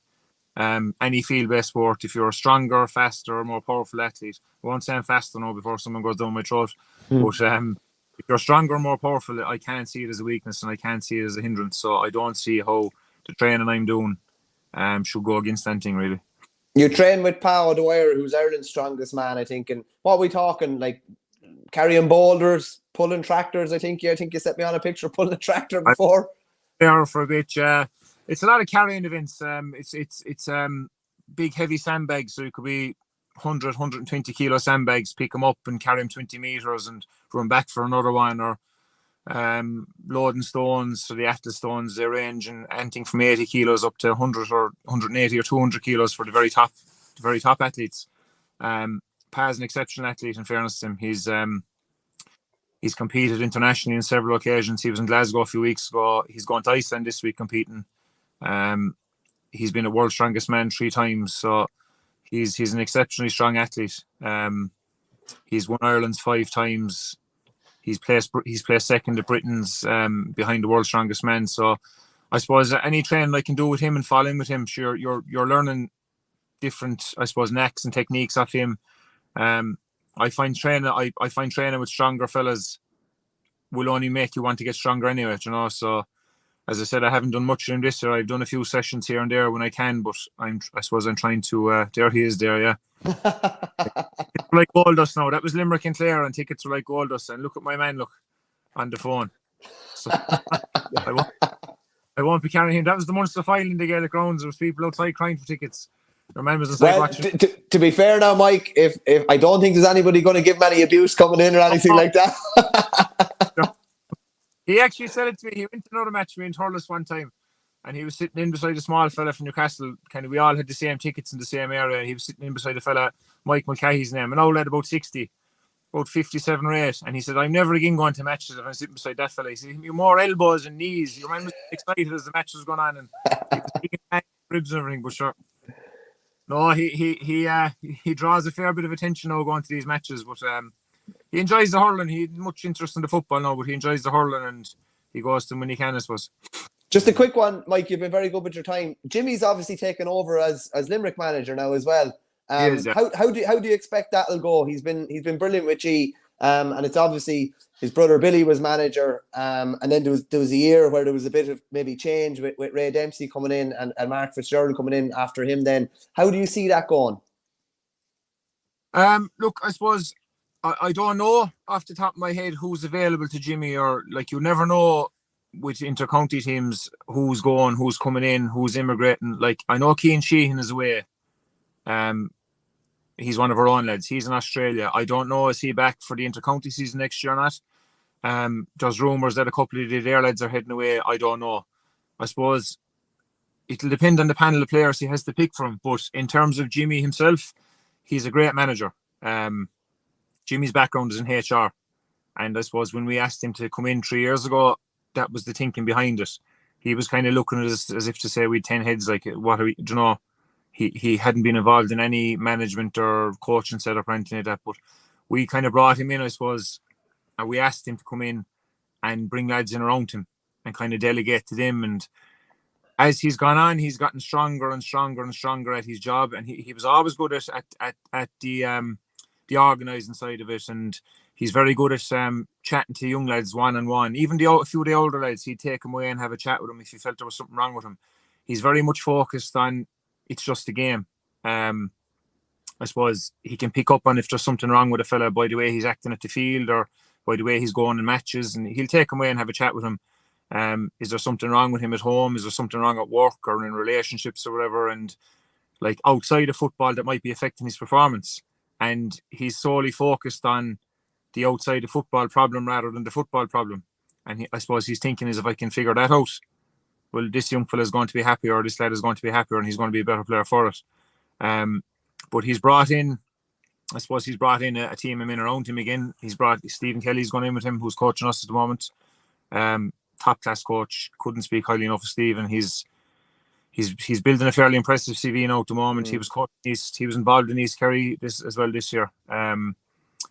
He's coached us. He's coached different clubs throughout the county.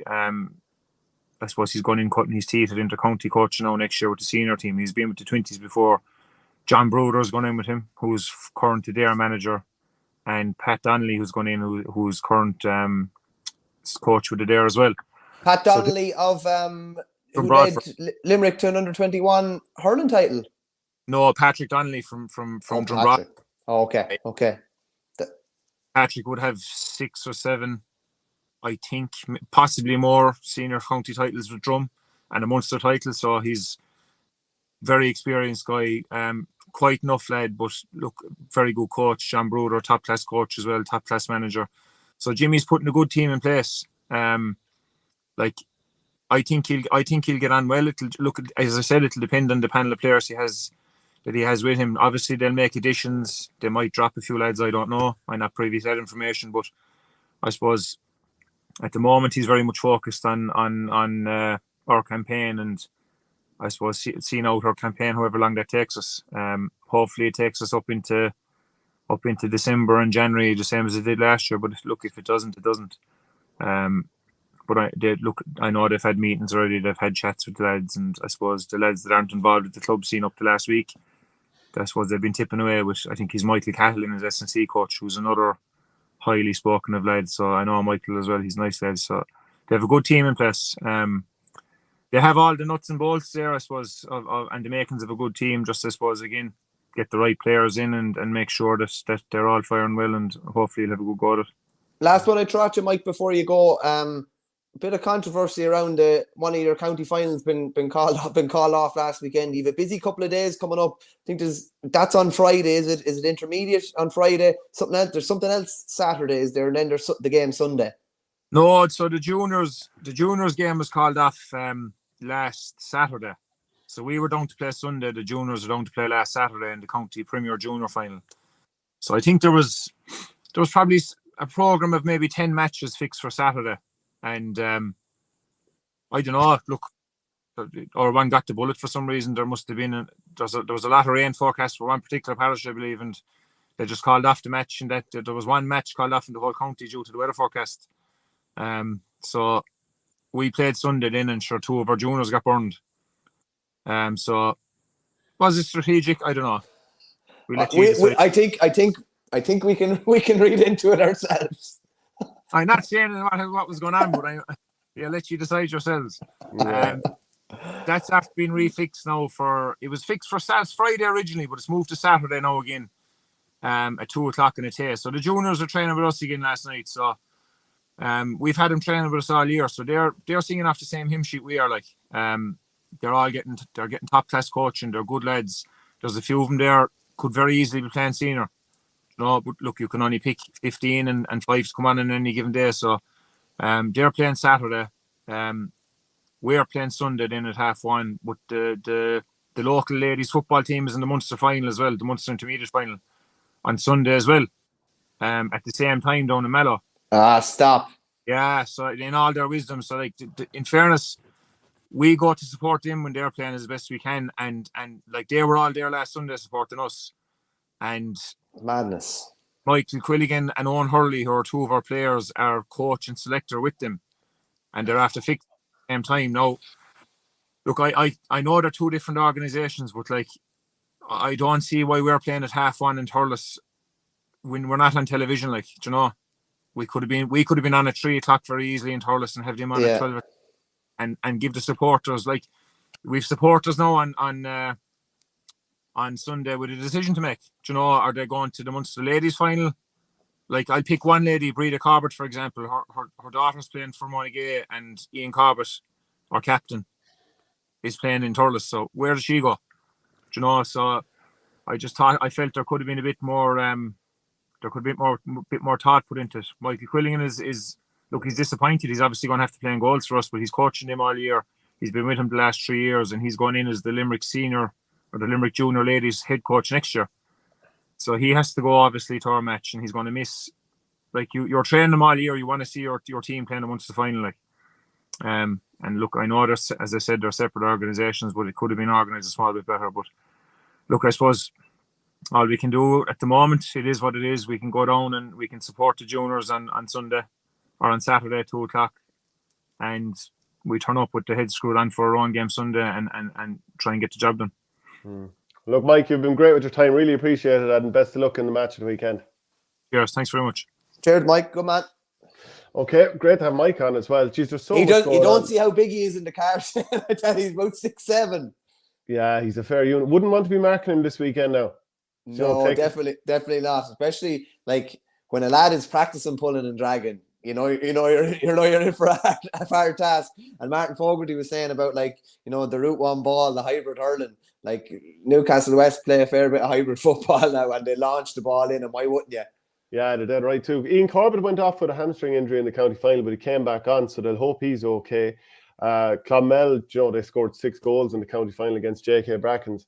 So certainly in terms of like scoring threat, look at the likes of Sean O'Connor, and you've got a host of Kendys there. You've got Michael Quinlivan as well. So that should be a cracker of a game, as it should be when Castlehaven face Cratloe. Castlehaven, with the likes of the Hurleys, Mark Collins, the Cahillans, they're fairly well stacked. And, with Cratloe, it's nice to see Conor Ryan, who obviously had a lot of difficulty over the years in terms of like the blood disorder, I think it was, that kind of cut him down in his prime. He's back playing alongside his brother 𝘲𝘲𝘢 there. I haven't seen 𝘲𝘲𝘢 Ryan, obviously the Clare senior hurler, playing football. I presume he's handy enough. Yeah, I haven't seen him either, but I've seen him on the score sheet a few times. So he's obviously, like, imagine he's able to put over boomers from 45 yards, like he's able to do. Well, it's like hurling, he's taking them from 90 yards. Yeah, exactly. Castlehaven probably be favourites going into that. Cratloe gave Crokes a right rattle. I don't know, is that the last time? Is that the last time they got out of Clare? Might have been out maybe once or twice. No, it could be the last time they got out, when they actually went on a run in the two of them in the hurling and the football. And Colin Collins, obviously manager there as well. I think he's one of the kind of featured coaches at Stephen Poacher's coaching clinic up in Newry in a couple of weeks as well. Yeah. So some of the other fixtures in the football this weekend, actually just in the intermediate, Grange Moncler will play Rowan Moore. That's in Munster. Rowan Moore beat Stradbally on Monday night in a relegation final replay. And here they are now out in the football championship quarter-final. Billy Nolan scored 1-2 that day. Grange Moncler, they won the county after losing 3 previous finals. And Rowan Moore have been on a fairly dramatic rise. Kilmahill of Clare, they're also playing Kilnamartyra of Cork. In Connacht, St. Do you know Bridget. who's over Kilnamartyra? Oh, I seen this the other day. John Evans. The great John Evans, yeah. He's had some coaching journey, a managerial journey down through the years, and he just loves it. I'm sure he'd stay doing it until he can do it no more. Yeah, St. Bridget's of Roscommon, they'll meet Cooler of Strandhill. You did a piece with Ross O'Carroll the other day. He's obviously out there playing as well. And Kilmacud with Rory O'Carroll, his brother, playing. They're on the march in the football championship in Leinster as well. There's another game in Connacht as well. Ballina, they're playing somebody. Ballina are playing Fulham Irish. Yeah, who have a fair bit of logistics to get over, coming over, and a fair whack of costs involved in it as well.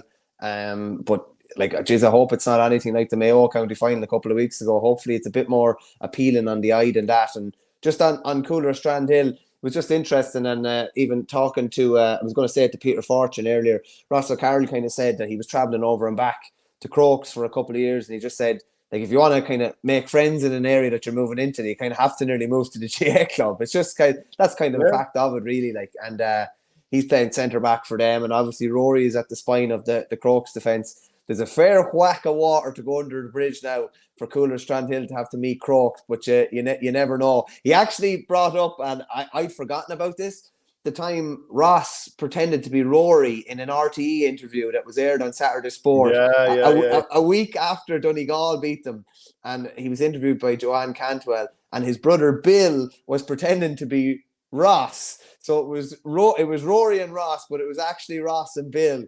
And Joanne asks about the footage is since deleted and not available anywhere, by the way. But she asks, Rory was at the Kilmacud Sevens. He's obviously promoting that, and about the Donegal defeat the week before, that seismic defeat, and he just said, "Oh, I've watched it twice every day for the last week," this kind of thing. And I was only chatting for 20 minutes, but he definitely pulled the piss out of Rory at least 5 times in the interview, and just said, print that. Okay, then some of the other fixtures this weekend. The Ulster Club quarterfinals, Kilcoo will meet Scottstown. That game's going to be on 𝘧𝘳𝑗 on Sunday, and I'd say that'll be a cracker. Kilcoo seem to be hitting some very good form after their performance last weekend at Scottstown with Jack McCarran. Can Scottstown finally kick on to that next level? I think that game will be pretty tight. Glen will meet Carrigan. Last year they met, and there was only 5 points in it for a finish. And it was a penalty late on for Glen that kind of allowed them to pull away. But funnily enough, no Antrim team had won a club championship game, beyond or within the province, I should say, for 10 years. Yeah, it took 10 years, and Carrigan beat Naomh Conaill of Donegal on penalties last year. So I think people within Carrigan will quietly feel that they've got an opportunity to put it up to Glen, whereas probably everyone else will feel like it's a bit of a foregone conclusion. Naomh Conaill, who we just mentioned there, they're back in the Ulster Championship. They're against Gowna of Cavan. Some of the other games then, the other quarterfinal, Trillick against Crossmaglen. So Cross, obviously everyone knows about their quality, whereas Trillick, they don't have Matty Donnelly, they don't have Mickey Gallagher. They still won a county title without those two lads. And I was reading Francis Mooney in the Irish News, and he kind of said it's a poignant time for the Donnelly family. Matty's father, Liam, and Uncle Jerry each won 5 championship medals with Trillick, but Jerry's death just a week before the county final cast a cloud over the club. So you wish them the best of luck on that basis, of course, as well. And I might just read some of the other fixtures at the different levels. Munster Junior quarterfinal, Sean Tracy's a tip against Kilmurray of Cork. Kilmurray were finalists last year. Munster ladies football final, Ballymacarbery against Banner. That was a repeat of last year's final. Connacht Intermediate Football, Kilmina against Anna Duff. Junior Football, Menlock against St. Michael's. And then in the Ulster Intermediate, Pomeroy Plunkets, they're against St. Patrick's. Glenullen, and I presume the old Bradleys will be playing there, or certainly Owen Bradley. Did you see him doing the prank kind of phone call after the county final, letting on that Mickey Hart was ringing him? Yeah. Glen, they're against Conmagee, Ravel. Leitrim are against Killanny, and Ballyhassy are against Dowings, I should say, as well. Let's see, what else do we have to cover?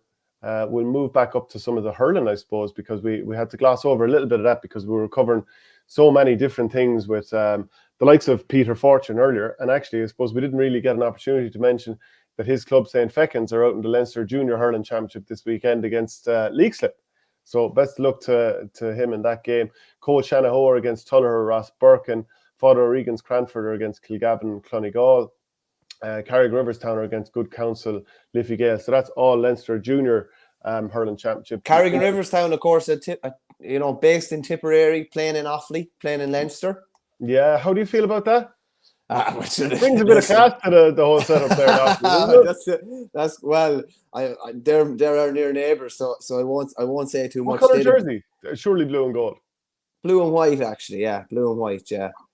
No Ger Oakley or anything. In the wash and have a bit of yellow there. No Ger Oakley, long retired from senior level, but heavily involved in camogie there. I think he's a couple of daughters involved, and I think he's still playing a bit of junior. I think, to the best of my knowledge. Obviously, Tuller Ross Birkin won the Kilkenny Junior Championship. They'd be favourites to go on a big run in the junior, just based on being the Kilkenny are generally stronger, and that's a tasty enough Leinster Intermediate Championship game between Bray Emmets and Portlaoise. Portlaoise would have competed at senior level, beaten by Greg Ballycallan in a Leinster Intermediate final a couple of years ago. I think so. Remember that unbelievable block from the Portlaoise defender wasn't even in the picture, and this fella ghosted in. I think Eddie Brennan could have still been playing at that stage. 2018. I'll see if I can see was Eddie playing. And Bray are obviously they're reigning. He scored 1-1 from play. And of course that was against, he was manager of Laois at the time as well. That's right, yeah. And Tommy Fitzgerald would have been involved in with Portlaoise at the time, but Bray are reigning champions there. Kildalkey, I fancy them to go on a decent run. They're playing Claudia Gaels from Offaly, but they were runners up in the Senior B. Kildalkey are a remarkable story. I think they've won 7 of the 8 competitions at all the adult grades this year in Meath hurling. They've totally dominated, and that was after Trim winning last year and beating Danesfort. So it's been an amazing year, and I'd expect them to go on a bit of a run there. Yeah, St. Oliver Plunkett against Naomh Marnogue also in the Leinster Intermediate. Clockbawn against Thomastown. Now, Thomastown should really feel like they can give it a right run this year. Well, they're heavy favourites to win the All-Ireland already. And rightly so. The Ulster Junior Hurling Championship, Swatra against St. Eunan's. Castleblaney will meet Cootehill Celtic. And we kind of glossed over some of those Leinster Club Championship games because, we were going from Billy to Jack when we were chatting to Martin there earlier. So, Naomh against Kilcormac Killahy. Do you think, because it's so wide open, which both Martin said and we're basically saying as well, it feels like a really wide open championship. Is it too early for this Kilcormac team? Because they have, Adam Screeney. Jack Screeney, of course, is, he's the older brother, but he was on the scene first with the county. He's a very good player. Yeah. I would have said anytime I saw him. Then you've got some of the, Brecon Kavanagh be another young player. What's the Mahon lad that plays in the back? Yeah, he won't. James Mahon probably won't even feature. He was full back for their second team, so that's a sign of the strength that they have. Obviously, is it too young? Is it too early for these young lads? I know they've got the experience there as well with some other lads like Conor Mahon, but is it too early? I think there's a nice mix of them. There's not many of them. It's really just Brecon Kavanagh, Adam Screeney. Then you have James Gorman, big 6'4" fella. Conor Mahon, same 6'4".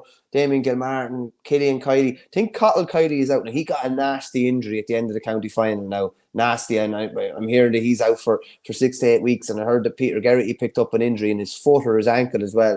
And he could be out too. Yeah, they're all good players. Yeah. Now, to be fair, Peter Garrity played his first game as senior in the county final. He played Senior B all year. And they did that, with a good few players that had played senior before. What's going to be interesting is Conor MacDonald on Oisin Mahon at the edge of the square. Oisin Mahon has improved, no end in the last couple of years. Was one of the best club hurlers in Offaly this year, and I'd say last year as well. He's a big physical player that MacDonald might find difficult to overawe, even in the air. So I think that's going to be a key battle. If MacDonald's going to have to play well, you'd imagine, for Naomh to win. I know they've Cottle Dunbar and Charlie McGuckin and a few more. Interesting about Charlie McGuckin, obviously his dad Shane is a former Offaly player. He would have won. Royalty? And now he's from Rhinus. He can't be considered Well, they were doing royalty. gold now, so I give him a bit of hop. But he won an Offaly championship 30 years ago with St. Rhinus, and they won Leinster actually that year as well. But I was on to Billy Byrne during the week briefly, and Billy said that 𝘱𝘂 McGuckin has the unique distinction of being in one of the oldest full forward lines of all time. This was a junior full forward line. It was 𝘱𝘂 McGuckin, Billy Byrne, and Ger Cush, and this is not too many years ago. The way Billy described it was the combined age was older than the association has been in existence officially. Well, look, the 𝘱𝘂 do have the quality that you've talked about there. They haven't played since August 20th, so I think it's just Mount Leinster Rangers are the only team probably at senior level that have been inactive for longer. I think the likes of Crotta, who are playing this weekend from Kerry, they might be out of action even slightly longer. Or I think a week before, early August, I think, yeah. So, will this be a good or a bad thing? I think, like even Paul O'Brien, of course, who's over Mount Leinster Rangers, he was talking about the 13-week break they have. So we might just touch on what he's saying. And he says, to be honest with you, I think it's absolutely fine. We have a lot of lads who are hurling all year with Carlo. They went from the National League into the Joe McDonagh, then straight into the Championship. The football managed to breed a bit of a different type of life into them, something different that they wouldn't have done at all for the previous 11 months or so. So that change in focus was helpful.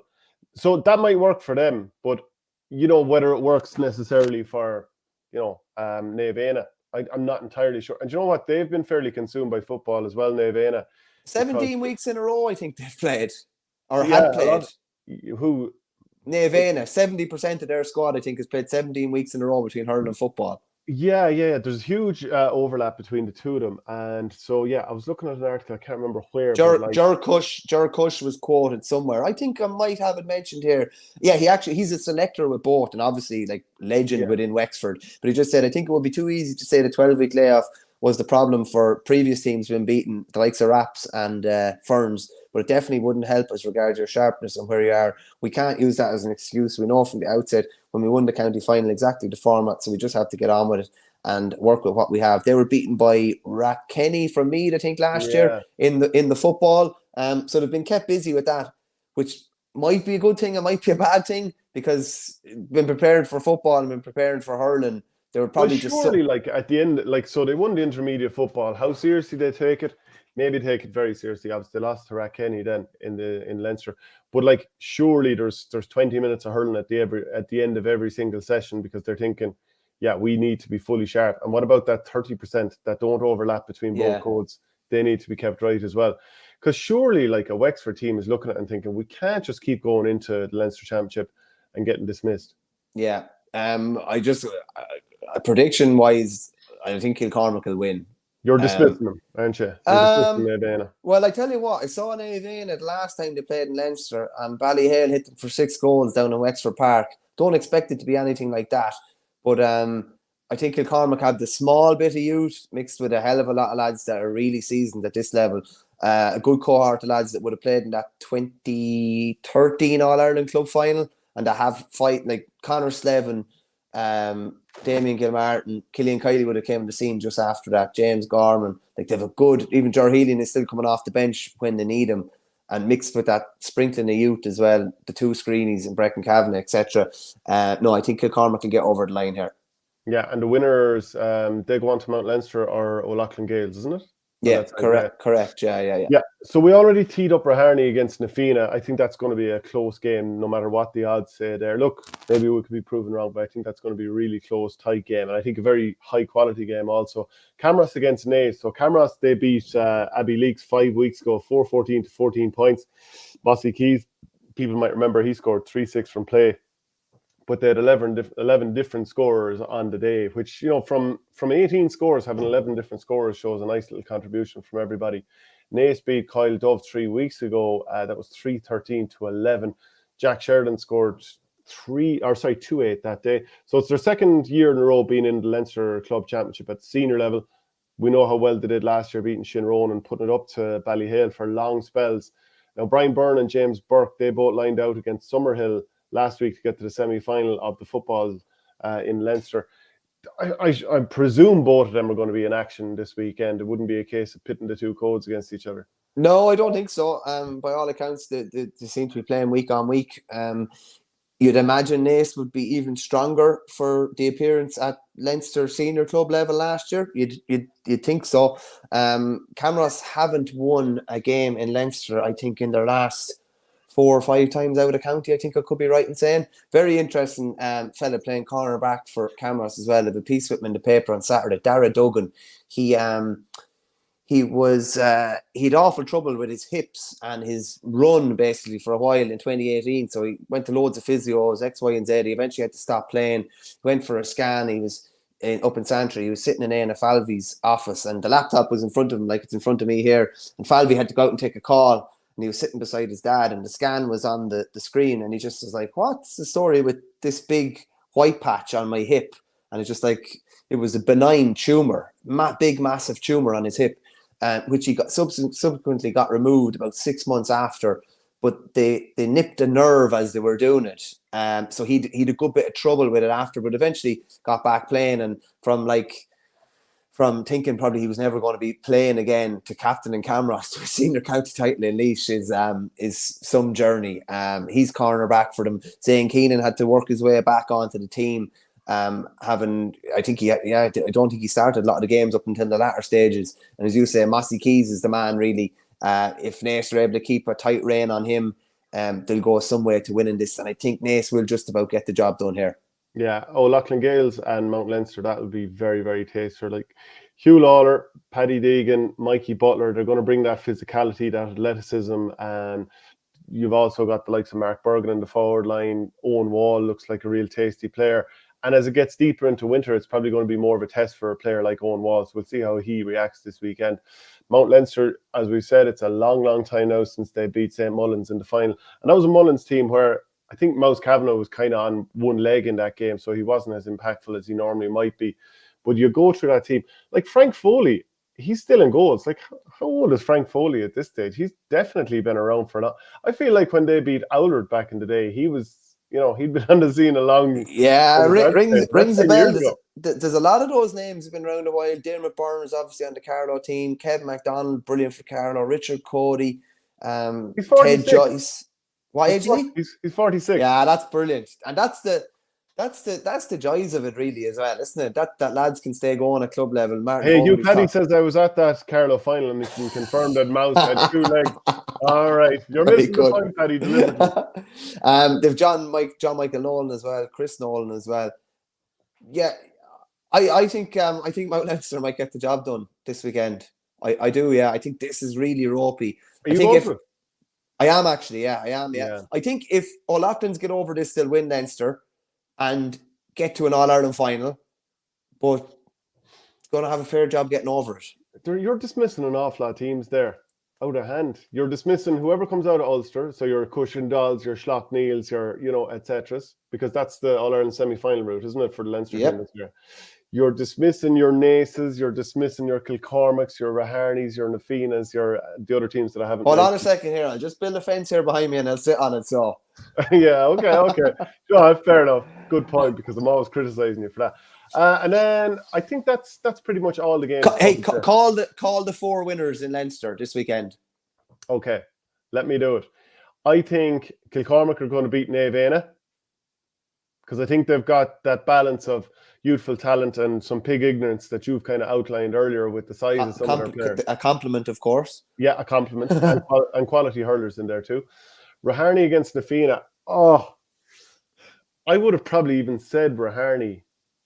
If Donald Burke was fit, which he's not, I would have said Nafina to win this game. Oh, like why are they 10-1 on? There must be something that we're not aware of.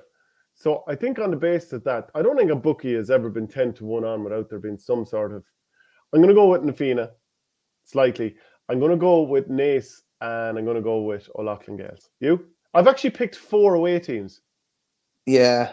I don't think Raharney will win, but I don't think they're... Like, I think that'll be very tight. I think that'll be a couple of points. I think Nafina will probably just... But the odds are completely askew there. I think Kilcormac will win. I think Naas will win, and I think Mount Leinster will win. So you're going for 3 away victories and a home victory for Mount Leinster Rangers? Yep. I absolutely love, and I've said it so many times, I love that tunnel that goes into Class. from the dressing rooms in that. No, but the fact that there's steps down to it as well, it makes it's like it's treacherous, like, but it's brilliant. It's absolutely class. And I don't think we've mentioned the Munster Intermediate Hurling Championship. Ferrybank are against Crotto O'Neill. So Crotto, they face a trip to, I think it's Ballyagran now that it's going to be on in, which is in Limerick. So they haven't played for a long spell as well. Just on the Munster Intermediate, a viewer sent me on a clip of Shane Brophy saying on Tipcast that Tipperary teams it's been proven that Tipperary teams are well behind Limerick and Clare teams. And your reaction was absolutely priceless, because it's kind of like, okay, we'll move on then. Yeah, I want out of any conversation like that. Hey, do you know what? There was a very interesting story just before we finish up. So Justin McNulty is the new Laois footballer. Football manager, I should say. 3 of his players have decided to head off to Australia: Colin Murphy, Paddy O'Sullivan, and Robbie Piggott. That is a blow in itself. But now his party, the SDLP, they've questioned his ability to combine being, a representative for them and managing the Laois senior footballers. Now, that is quite the story.